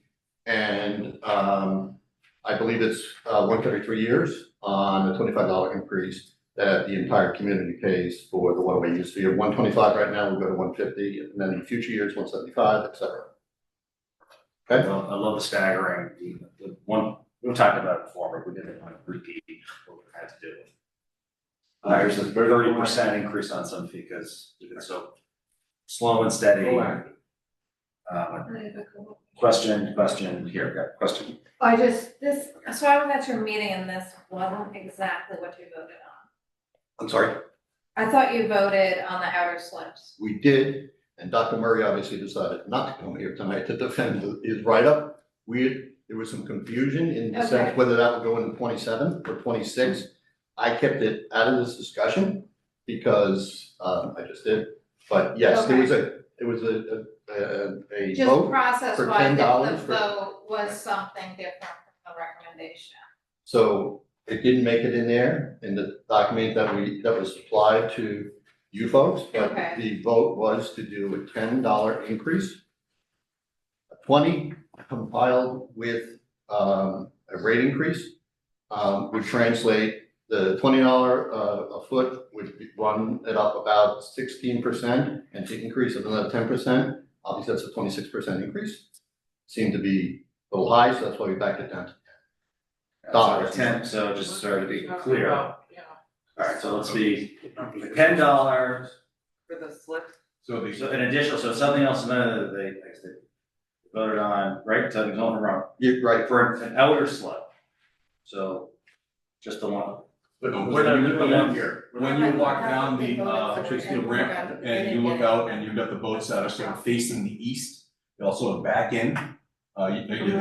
So basically those docks, they're the outer docks. We're going to add an additional $10 per foot because it's like a premium. So I don't have a vote, so. And you are doing that, or you aren't doing that? This isn't on the. It's not on that, Susan, but it's not on here, and the question is, when, is it Well, they 26? voted for it, but I guess they weren't clear on when they voted for it. That is correct. I guess using, 27. well, I guess using Brian's logic that he brought up, if you're gonna do that, you would do it for 26, because you're gonna raise the mooring fees to 27. Correct. And that would. That's correct. It's 908 linear feet, I believe, Stephen, right? Yeah. So therefore, $10, 900, it's only $9,000, but still Is revenue. 900 linear feet, is that all of the outer slips? No. Or just some? No, it's I thought we had the that. larger outer slips. Okay. Because there are some outer slips that call Parkway, the fingers are 17 feet long. There are smaller boats in those. And there's some that are 20 feet long, again, smaller boats. These are for the larger. This is the premium, this is a larger boat, this is the premium. Larger, wider slips. Yeah. I'm trying to my non-boater mind getting through this. And I guess. Come on down, should I walk you around? I know. So the issue I mean, I think it comes back to the electricity discussion, and it was really difficult to tease out the electricity, right? Like, so the larger boats use the more electricity costs going up. It's thought like, should all boaters pay for larger boaters? So there was a thought, and some other marinas do this, where they have different parts of the marina, where it's different rates. And there's a brilliant idea. Said that, I mean, the outside, right, that's like the primo spot. Tell me, am I wrong, am I crazy, is that right, that's like the premium? It's just like when you're in a stadium and you Yeah. go down a little The bit. nice- That's $10, Yeah. $10 a foot, so It's it's. It's way, yeah. They're the primo slips. Yes, those slips will So have this is great. 30-foot or 28-foot fingers that are 3 feet wide, right? So that for that, Fingers are the same, it's just $250. the fingers are longer. And 30 and in 28. between, in between there, and then at Maritime Center at 36. So the question becomes is whether or not there were any additional slips that could fall into this category.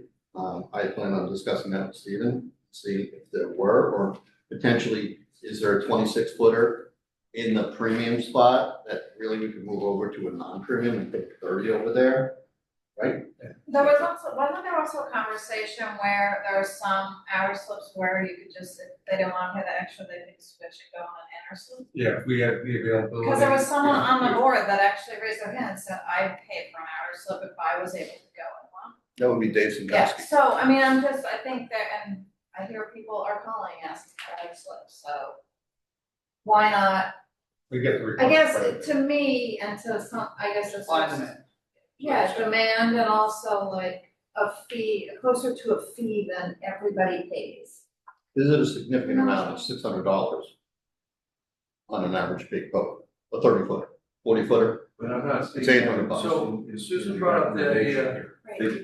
So why are we talking about it? Because they voted on it. Because they voted to approve it and Is this didn't something put it we in should the not- recommendation. Should this be revised then? No, we can do whatever we want with this. Yeah, We don't you're still in have to, charge. like, we Right, can- you're the one who sets the rates. This is a wonderful, I'm coming up to speed. Waterways is just advisory. I think that's all. Waterways has brought their logic here, and they're asking us to vote on that. And you're bringing up a conversation of something which I have no documentation and see nothing about. So I'm having a little trouble Okay. following you. So Following you. it's, I'm happy to Forgive explain, it was voted on in the last waterways. I don't care what was. Well, we voted on don't need last to Waterways, discuss because I wasn't there. Right, that's why it's not new It's not information. in front of here. And I don't know what the hell you're talking about. Out Well, I mean, with we, I don't know about. I don't know. So Theoretically, I think we should increase the fees for the, by $2 instead of $1. And, cut the commercial guys a bit.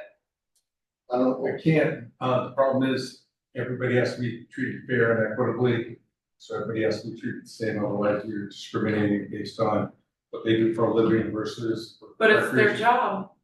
But it's not a town law, this is like a state. Okay. Yeah, but The I state, thought there's you know, some other towns that have different. They can do whatever they want, it's whether, you know. Well, the state whether goes it's on and legal. says yes. That's the way down to it, I guess, what state We says. do the same thing. Not that I wouldn't, you know, like I try to do whatever I can. there are commercially, other fees, there might be But, other ways to you know, incur lesser, it's just one of those but things. you can't charge different people different rates for the same tax. Like if somebody came in from Springfield, Mass, I can't charge them more as if Springfield versus Situate.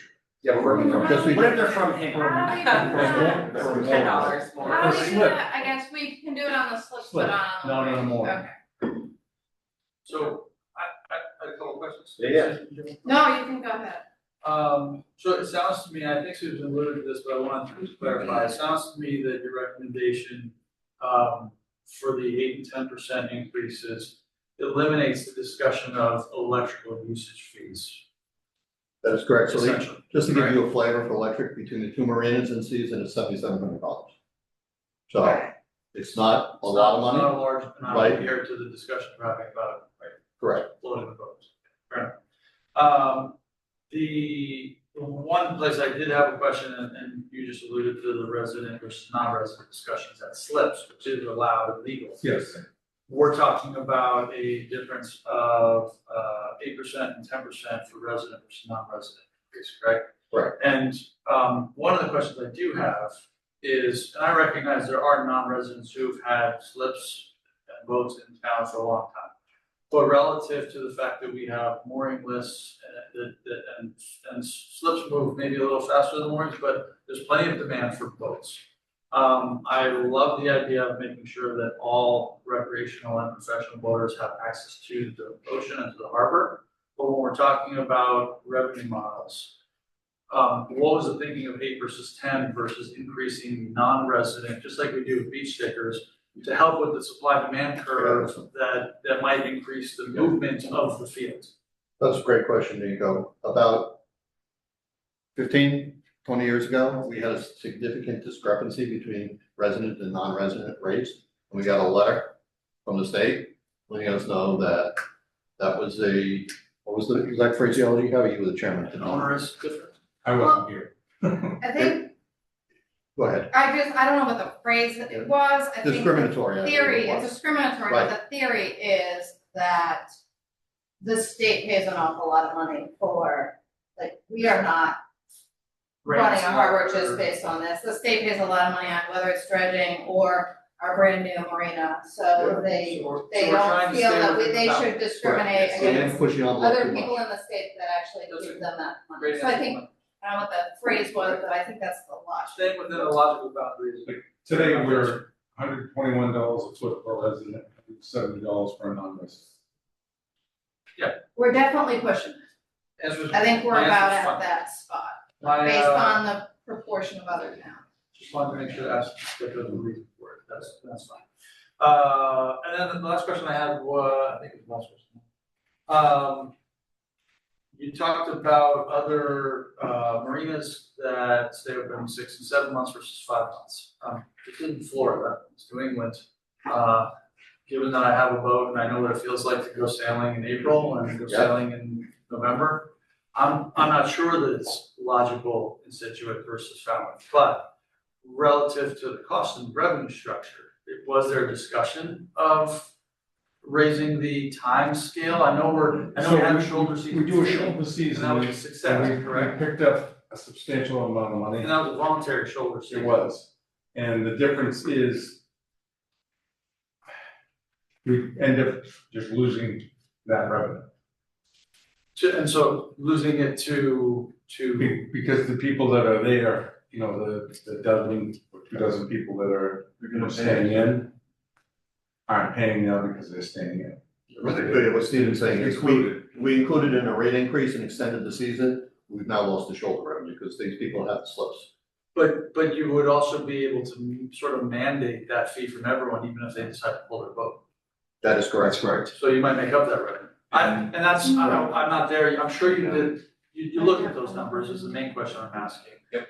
I don't really know that it makes sense from us, but the main question I have for Stephen was, from a revenue standpoint, you might increase revenue a little bit by sort of mandating a 6-month season, let's say, but instead of 5. Does it also increase the costs to the harbor master for staffing? No, because we go, this year we went to our regular winter schedule, so we closed, on October 16th, we were open Monday through Friday and closed weekends and closed nights. You have reduced staff, but if you're mandating that for all customers, I have. You're leaving, I'm telling people they have to leave their boats in, that They're gonna want the same service level, so.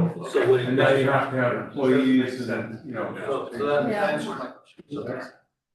So overall, so I guess, Steve, like, what are your thoughts on this? You're comfortable with this? And then I just wanna close. The only thing- Or finish the conversation on the 10, something was voted on, not voted on. So I looked at it a little differently. I listened to one of the voters that was at a meeting, and he suggested, instead of having different rates and different percentages, why don't we just have the same percentage for each tier of group? So slip fees go up 10%, mooring fees go up 10%, waterways user fee go up 10%.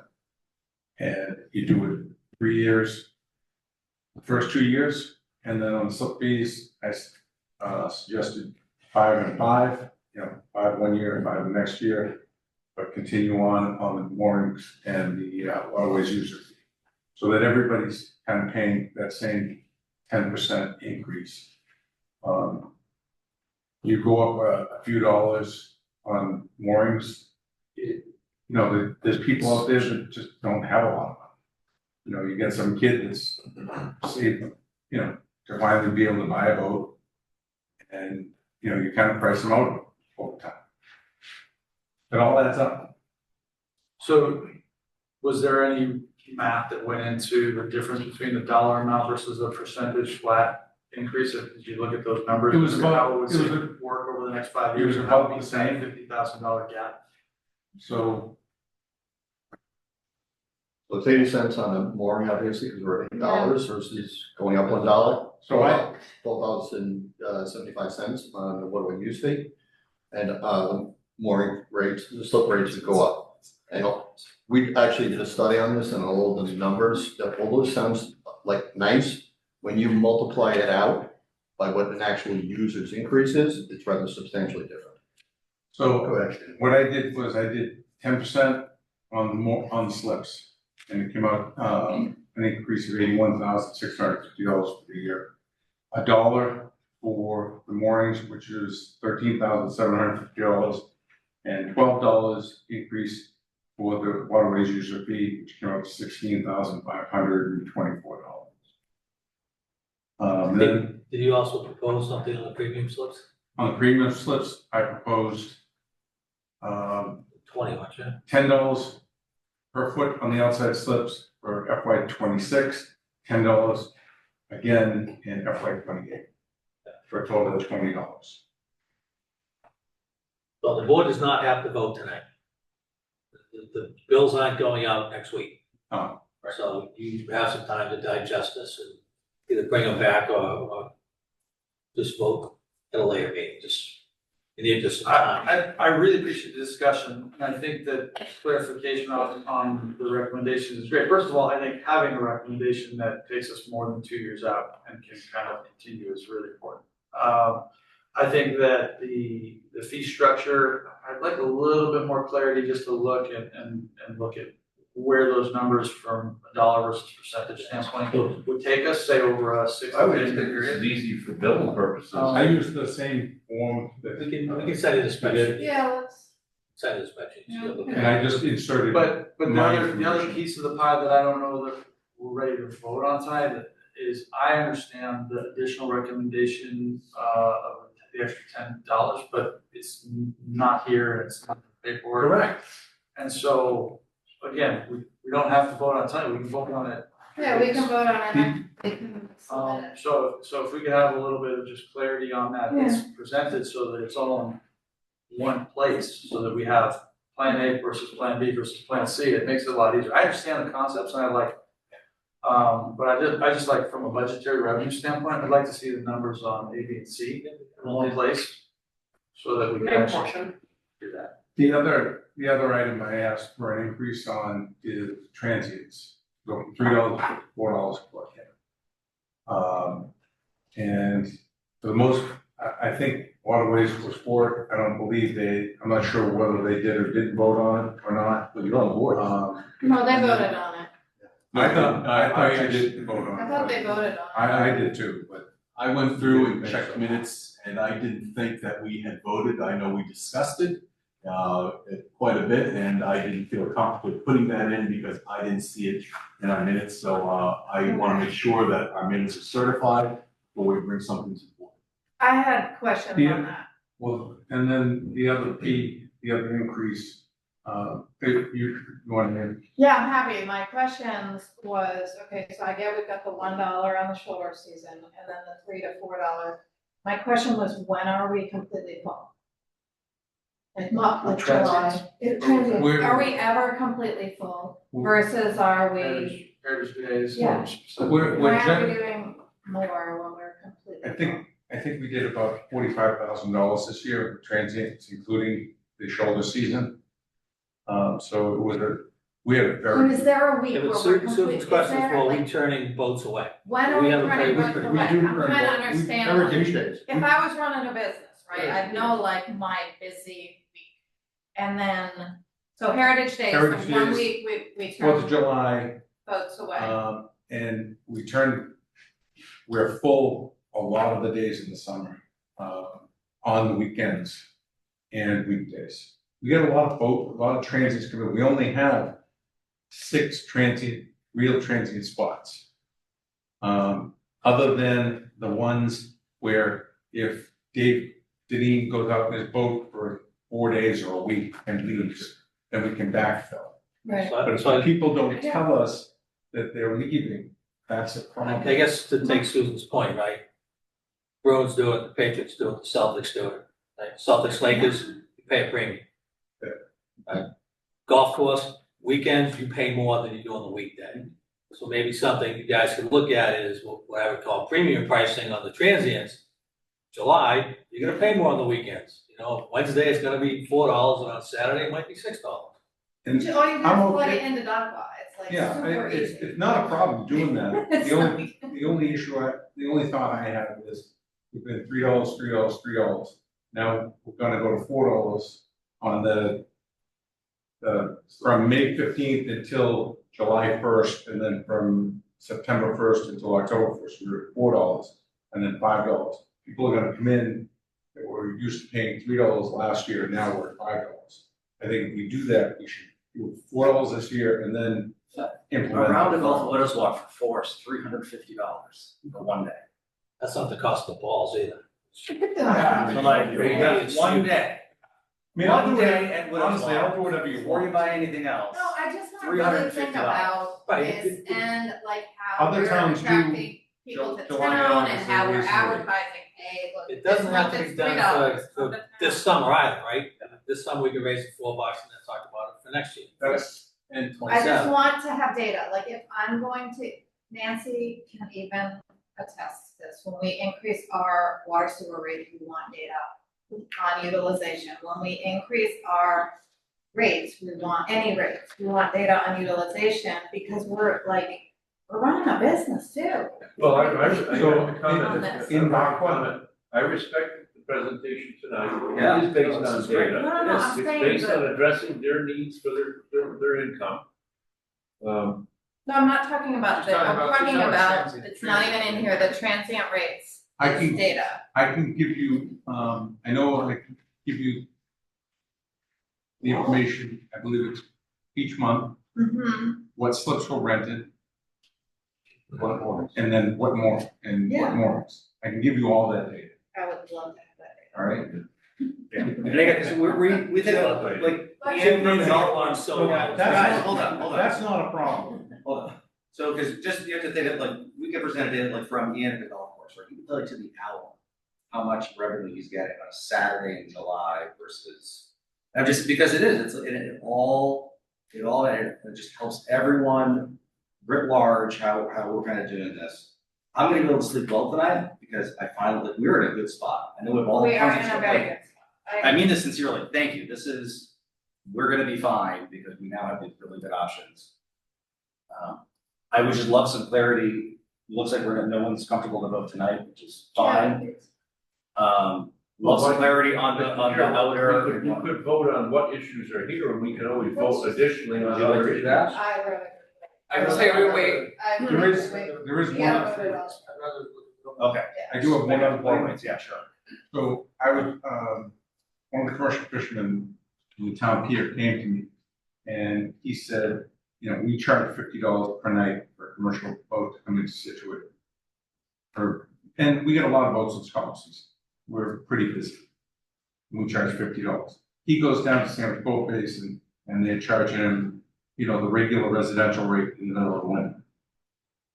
So he suggested, and I agree with him, that we should probably go to $100 per night. So that, you know, it kind of works. Well, again, why don't we get the data, Steve, you get this many votes at $50, you get this many votes at $100, this is what you're gonna bring in. This is what 4% on the transients is gonna bring in, so the board has all that data, and they can say, same thing you guys did, is where we're trying to get to, we're gonna pick this and this and this, get the same numbers or better. But we agree in principle. Yeah. And Stephen, I'm not, No, I I get it. appreciate you bringing this to us, we agree in principle. Yeah. It's important to have the data. Just want to say one thing, I think we have to go back to the discussion earlier tonight from economic development. Right. You know, here we are trying to raise fees for rates for transient, and $4 a foot is competitive. But what's our marketing plan to attract boats here? They're not just coming through the front door every day, they're going right by. So as part of what economic development is doing, we should develop what they're suggesting, some marketing plan.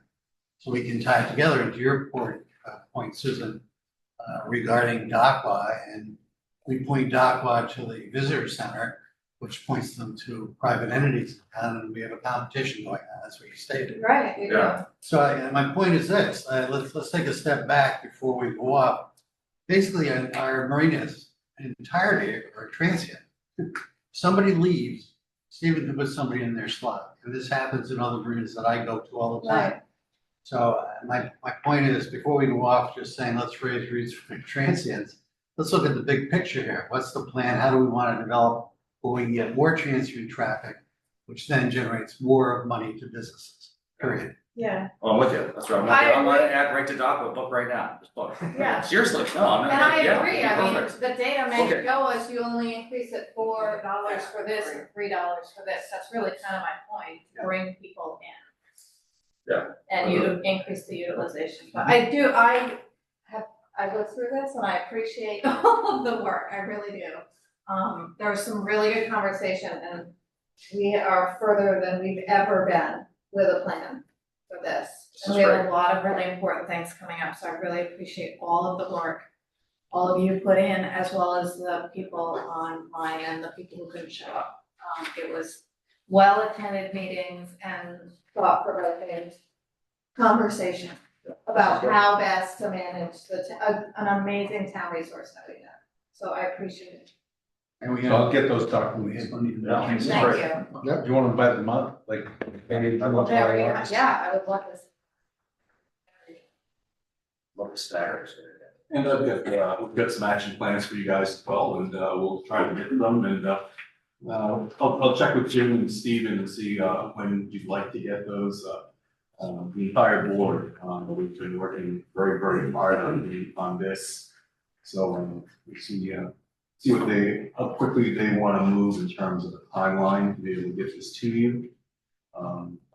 And otherwise, we really appreciate your time and to be able to listen. Like I said, we put a lot of effort in to make sure that we're really keeping our accessibility open to our harbor, but also really thinking about getting more people involved. And I mean, a lot of it has already happened, as a lot of you know, with some of the events that we had this past year, just trying to get more people down there. And that's next on the old hit parade, is trying to figure out a marketing scheme plan.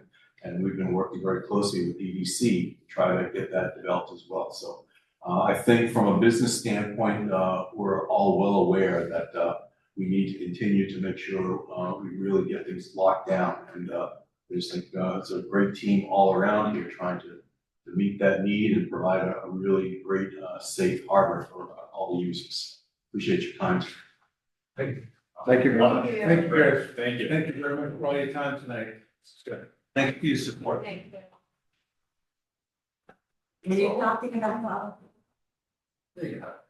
Oh, shoot. Hey, Steven, I think you forgot the, bylaw rules and regs. Let's get it. They're so excited to get out of here. Fun. Sorry about that. One more, Whatever. brief. What I want to do is more rules and regulations. Order. Whatever. In the mooring rules and regulations, we made a change, and because it didn't match the bylaw, and it still doesn't really match the bylaw, so I'd like it to mirror the bylaw. So commercial fishermen, So this is a cleanup. This is It's a cleanup. essentially, it's just, we changed it, I'm gonna but take the- it needs to be in the bylaw. no, it's in the bylaw. It's gonna be the rules and regs. I want it in the rules and regs, and take out what's in the rules and regs. And But- then, So it's not a bylaw change. it's not a bylaw It's, change. it's rules and regs that mirror the bylaw that we already have. And then where is that, where's, we see the two things with writing, and then there's.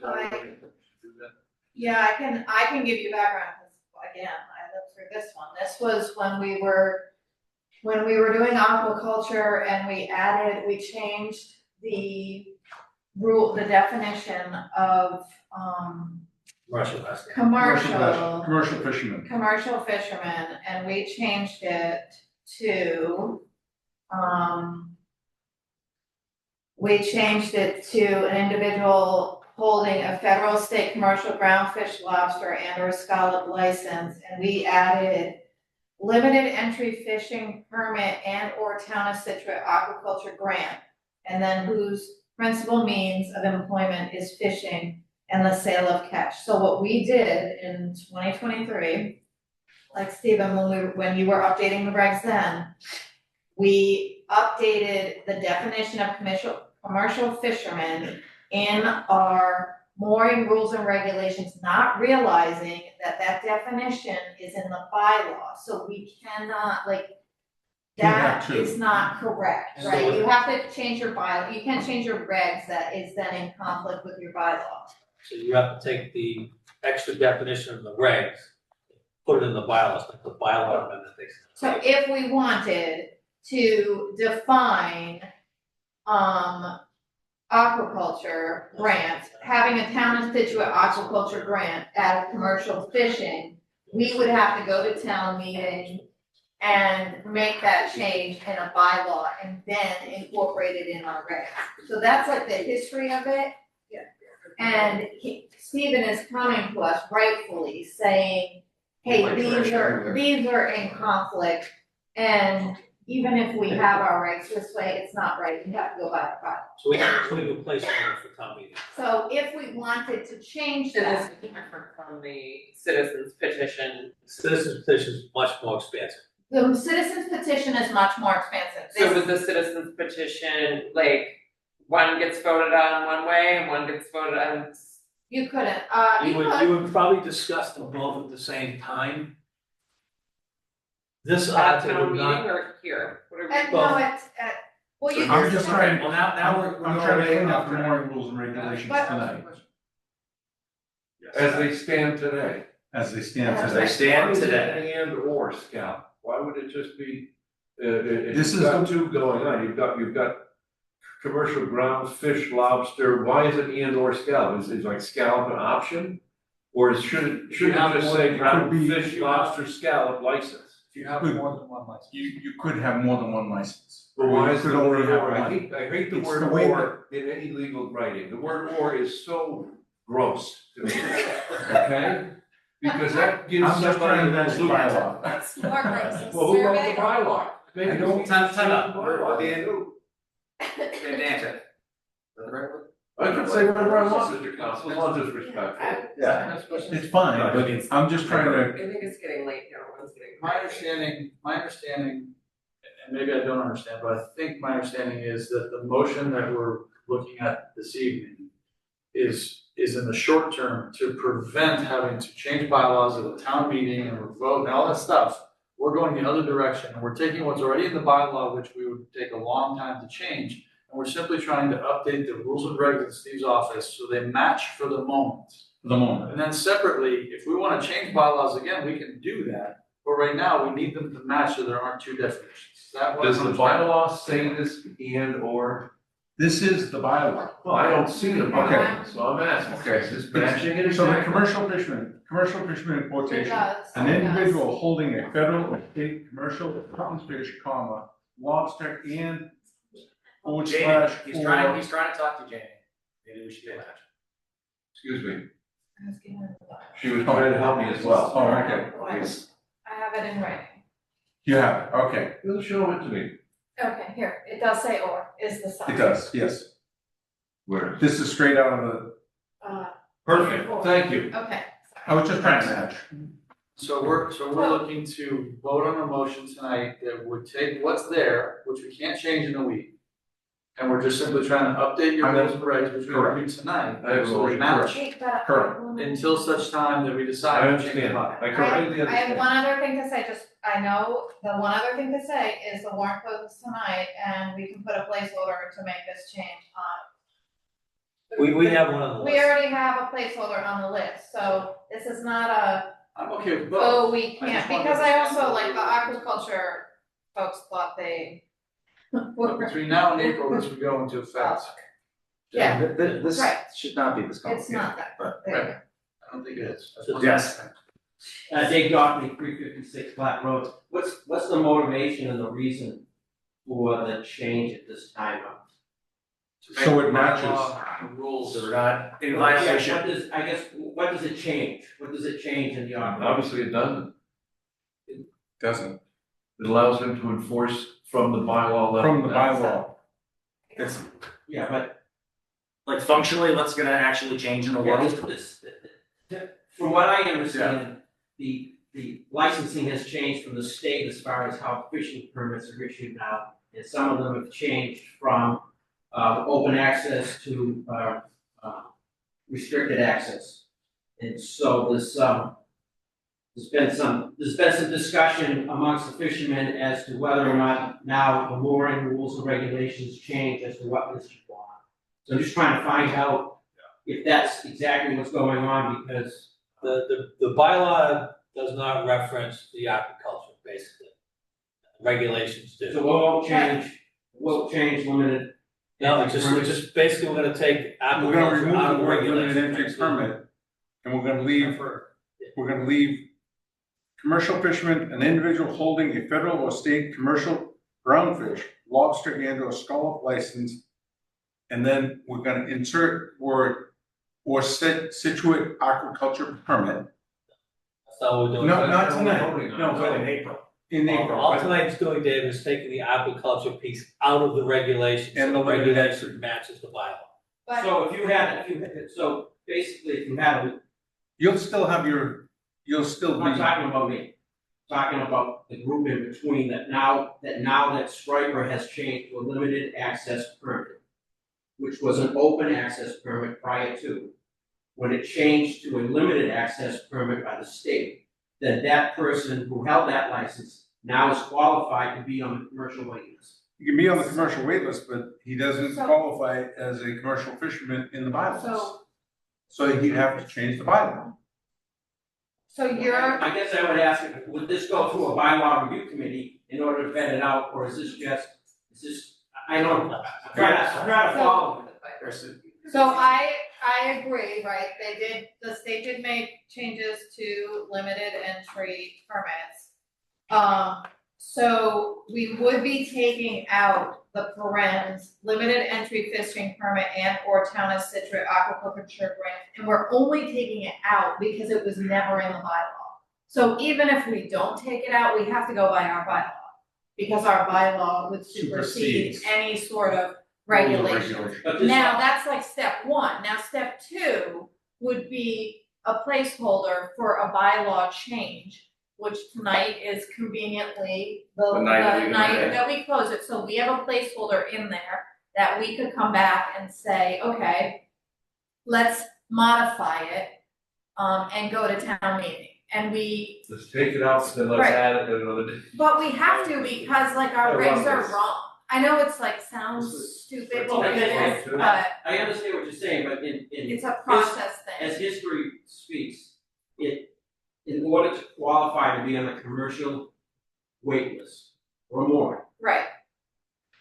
that description or what you had to meet to do that, you had to hold a limited access permit.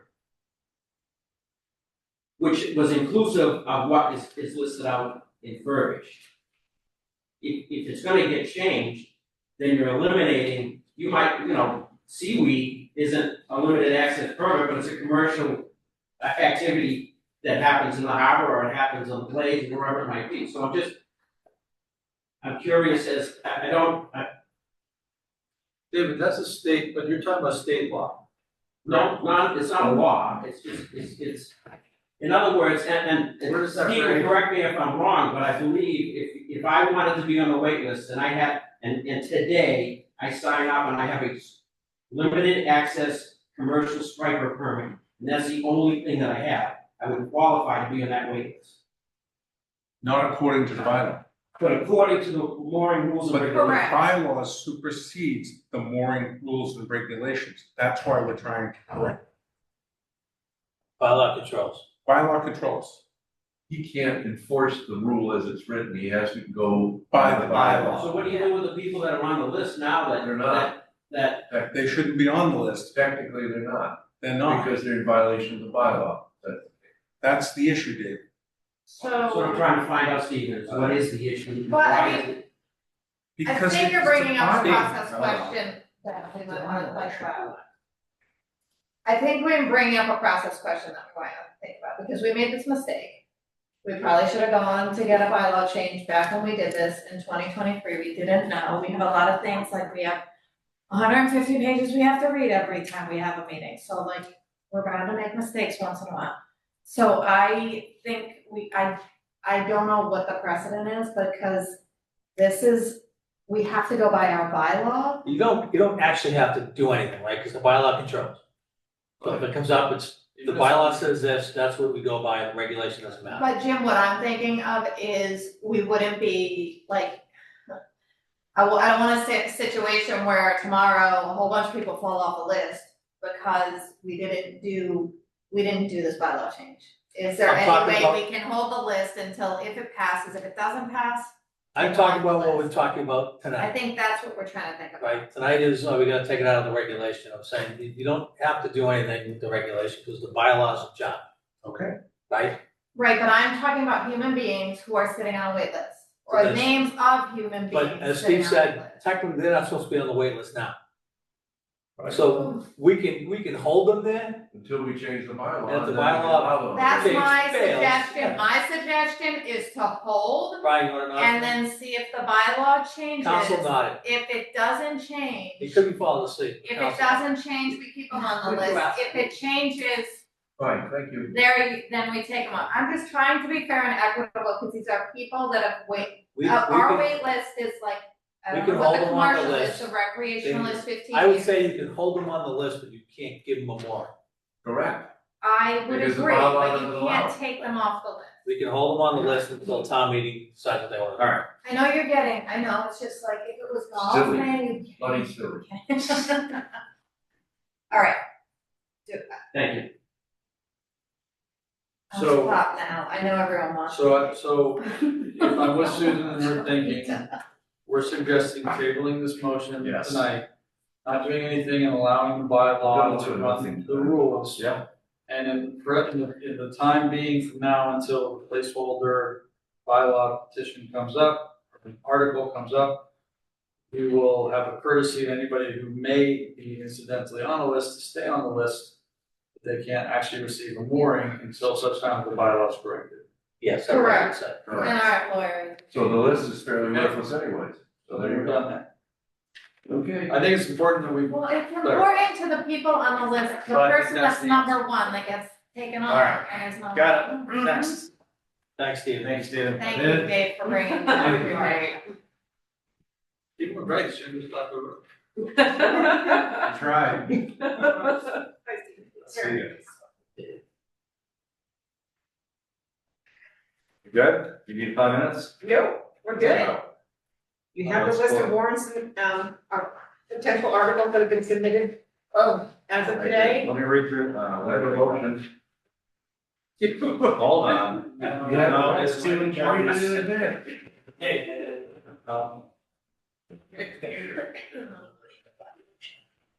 We have to go over this, Jamie. It's on your January agendas to review them as well. I'm gonna run through them. Special town meeting, 8 articles, 6. Yes, I know, I don't so many. They're looking I'm at looking at my, here, I got it, thank you. unpaid prior bills, budget reconciliations, affordable housing small grant program, snow and ice, emergency storm deficit, CPC, interest real estate set asides, precision of debt, waterways, North Situate sewer construction, so that way you can start right away, that's what we do it then. I went to then, for Sunset Road. Or, I don't know what the location is, I just. Ask for clarification. Sure. Just quickly, I'm just new at this part, so I just want to make sure I understand. Something like eminent domain for Sunset. It's a place, this is a placeholder, so it Which is could always end eminent up. domain, I don't know the location. No, I'm saying, you could always end up coming off, we just can't add it. Correct. We can take You stuff. have to off. Any, open it. it could be Blueberry Lane, Just wanna double check. Main Streets, Sound good. compensation of elected official, now we're in the annual town meeting, reports on board committees, capital improvement, fiscal year 2027, general operating, waterways enterprise, golf course enterprise, sewer enterprise, transfer station, water stabilization, revolving fund, CPC rescissions, EDC funding, we talked about social regional. Richard, the big one, allowing the town of Pembroke to join, yes. Just that for the definition purposes, when you say CPC rescissions, what are we talking about? But unspent money, Unspent money. previously awarded CPC projects. Process. It's just housekeeping. Chapter 91 liability, amend, this is the 5-year review from bylaw. What is that one? So bylaw Bylaw review review committee is doing their 5-year review of the, bylaws, and they have a lot of changes. A lot of little. Yeah. That'll be fun. All the stormwaters can be. Okay, perfect. Then we got fire revolving fund, because we're possibly moving forward with that. and then the stormwater, fishing, agriculture, reconcile regulations, and then zoning bylaws. There's 5 articles. We'll get more into it later.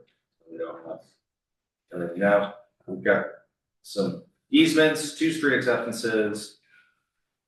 We'll talk about the meals and rooms tax. It's not a law yet, but we'll see. It's an option. Those are placeholders. These are mass law. Yeah, they're. Pending See what legislation. happens. Pending. They say they'll do it. Oh, these are our laws that we're. No, No, these are Like their laws. Massachusetts Okay. general. Yeah, the governor Thank really you. put them in, so we can talk about it, local option acceptance. For receiving property and trust for person's benefit, local option acceptance. Again, this is just general laws we need. That's if we did short-term rentals, would the impact be, we just need to do a little bit more research to see how. Yeah, so again, these are state laws, and they've asked whether or not we accept them. Civil service, fire chief. Yeah, we need to do some more research on that, but everybody's out of civil service except the fire chief. Fire department's out, police department's out, police chief's out, fire chief's out, left from civil service, so. Got to figure out how he went in, determine how he comes out. We've talked about the 4 additional liquor licenses, considering Port Scituate.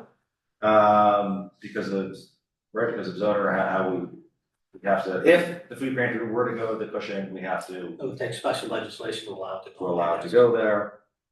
So it's Because a it's place. a 501(c) on municipal land. It's, yeah, it's not a town entity, and you do it without a bid process.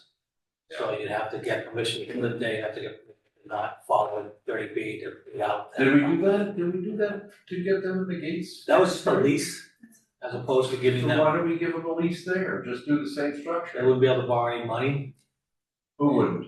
the food pantry wouldn't be able to borrow money to build the building. I see. We Okay. could build a building that's ours and lease the space. No, the idea is let them build their own. And then there's building. two petition articles. When will we see? Oh, wait, these Glades petition Road, articles? what's the January Glades 20. Road? So the Glades Road residents have submitted a petition article to require us to take out the lifeguard parking spots, to paint over all the lines that we painted down there, and to set the speed limit at 15 miles an hour. And to make it an exercise zone. Is that a thing in another place, an exercise zone I on a didn't look at it street? that far into it, I just kind of looked at But it. these 2 petitions have had all They're of their private. signatures certified and they're ready for the warrant. And these petitioners would be before you scheduling for permitted January 20th, discuss their articles. Is there anything tonight that we need to add? Motion? Wait, we have our. Yeah, it's number 17, I think, 16, 18, 20. Number 8 on the special town meeting, Brian said it, Yes, number 20. very short executive session. So motion? Yes. Yes. Move that this is good, I thought we were gonna do something tonight. Move that the select board close the warrants for the annual and special town meetings on April 13, 2026. Second. Move. Mr. Gilmore, second by Nico, all in favor? Aye. It's unanimous. Great.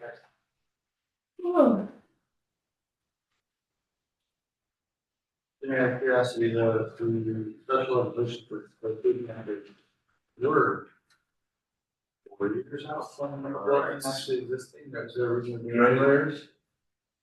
Take a long time. Yes, motion for drain layers. Move to approve renewal of drain layer licenses for Mankiewicz Contracting Incorporated and PF Spencer. Mr. Gilmore, second by Freya, all in favor? Aye. Motion for the mission statement, which is vote on, right? You did, but you voted it as thinking it was a charter, and the beautification is a bylaw, they're not a charter, so they can't add to their bylaw without going to town meeting. So we're making it what they want to add as a mission statement. Perfect. Okay, motion, move that the select board approve the following language as the beautification commission mission statement. Second. Mr. Gilmore, second by Nico, all in favor? Aye. It's unanimous, we're doing away with liaison and correspondence tonight. Approval of meeting minutes. Well, I have correspondence. I don't care. Do not care. We could have been out of here earlier. One of the, a nice write-up and compliments about our. I know. Well, of course, it looks fantastic. I know. I move to approve the minutes as written. Diana, seconded by, From December 2nd. on December 2nd. First, seconded by Ms. Harrison, all in favor? Aye. It's unanimous. Where's my field? Read. Hopefully there's more. Right here. December, thank you. The chair declares that the select board will move into executive session pursuant to purpose 3 of the open meeting law to consider litigation strategy with respect to the town of Scituate, the Willis and other Superior Court number 3, excuse me.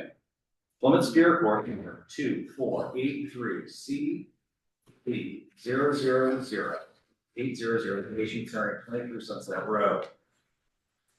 Move that the select board, move that the select board move into executive session pursuant to purpose 3 of the open meeting law to consider litigation strategy with respect to the town of Scituate, the Willis and others, Fulton County Superior Court number 2483 CB 00800 litigation concerning 23 Sunset Road. And that an open meeting would have a detrimental effect on the town litigation position. The board will not reconvene in open session. This requires a roll call vote. Mr. Goodrich. Yes. Ms. Harrison. Yes. Mr. Gilmore. Yes. Dr. Fonseca. Yes. Ms. Schlegel. Yes. Thank you. All in favor?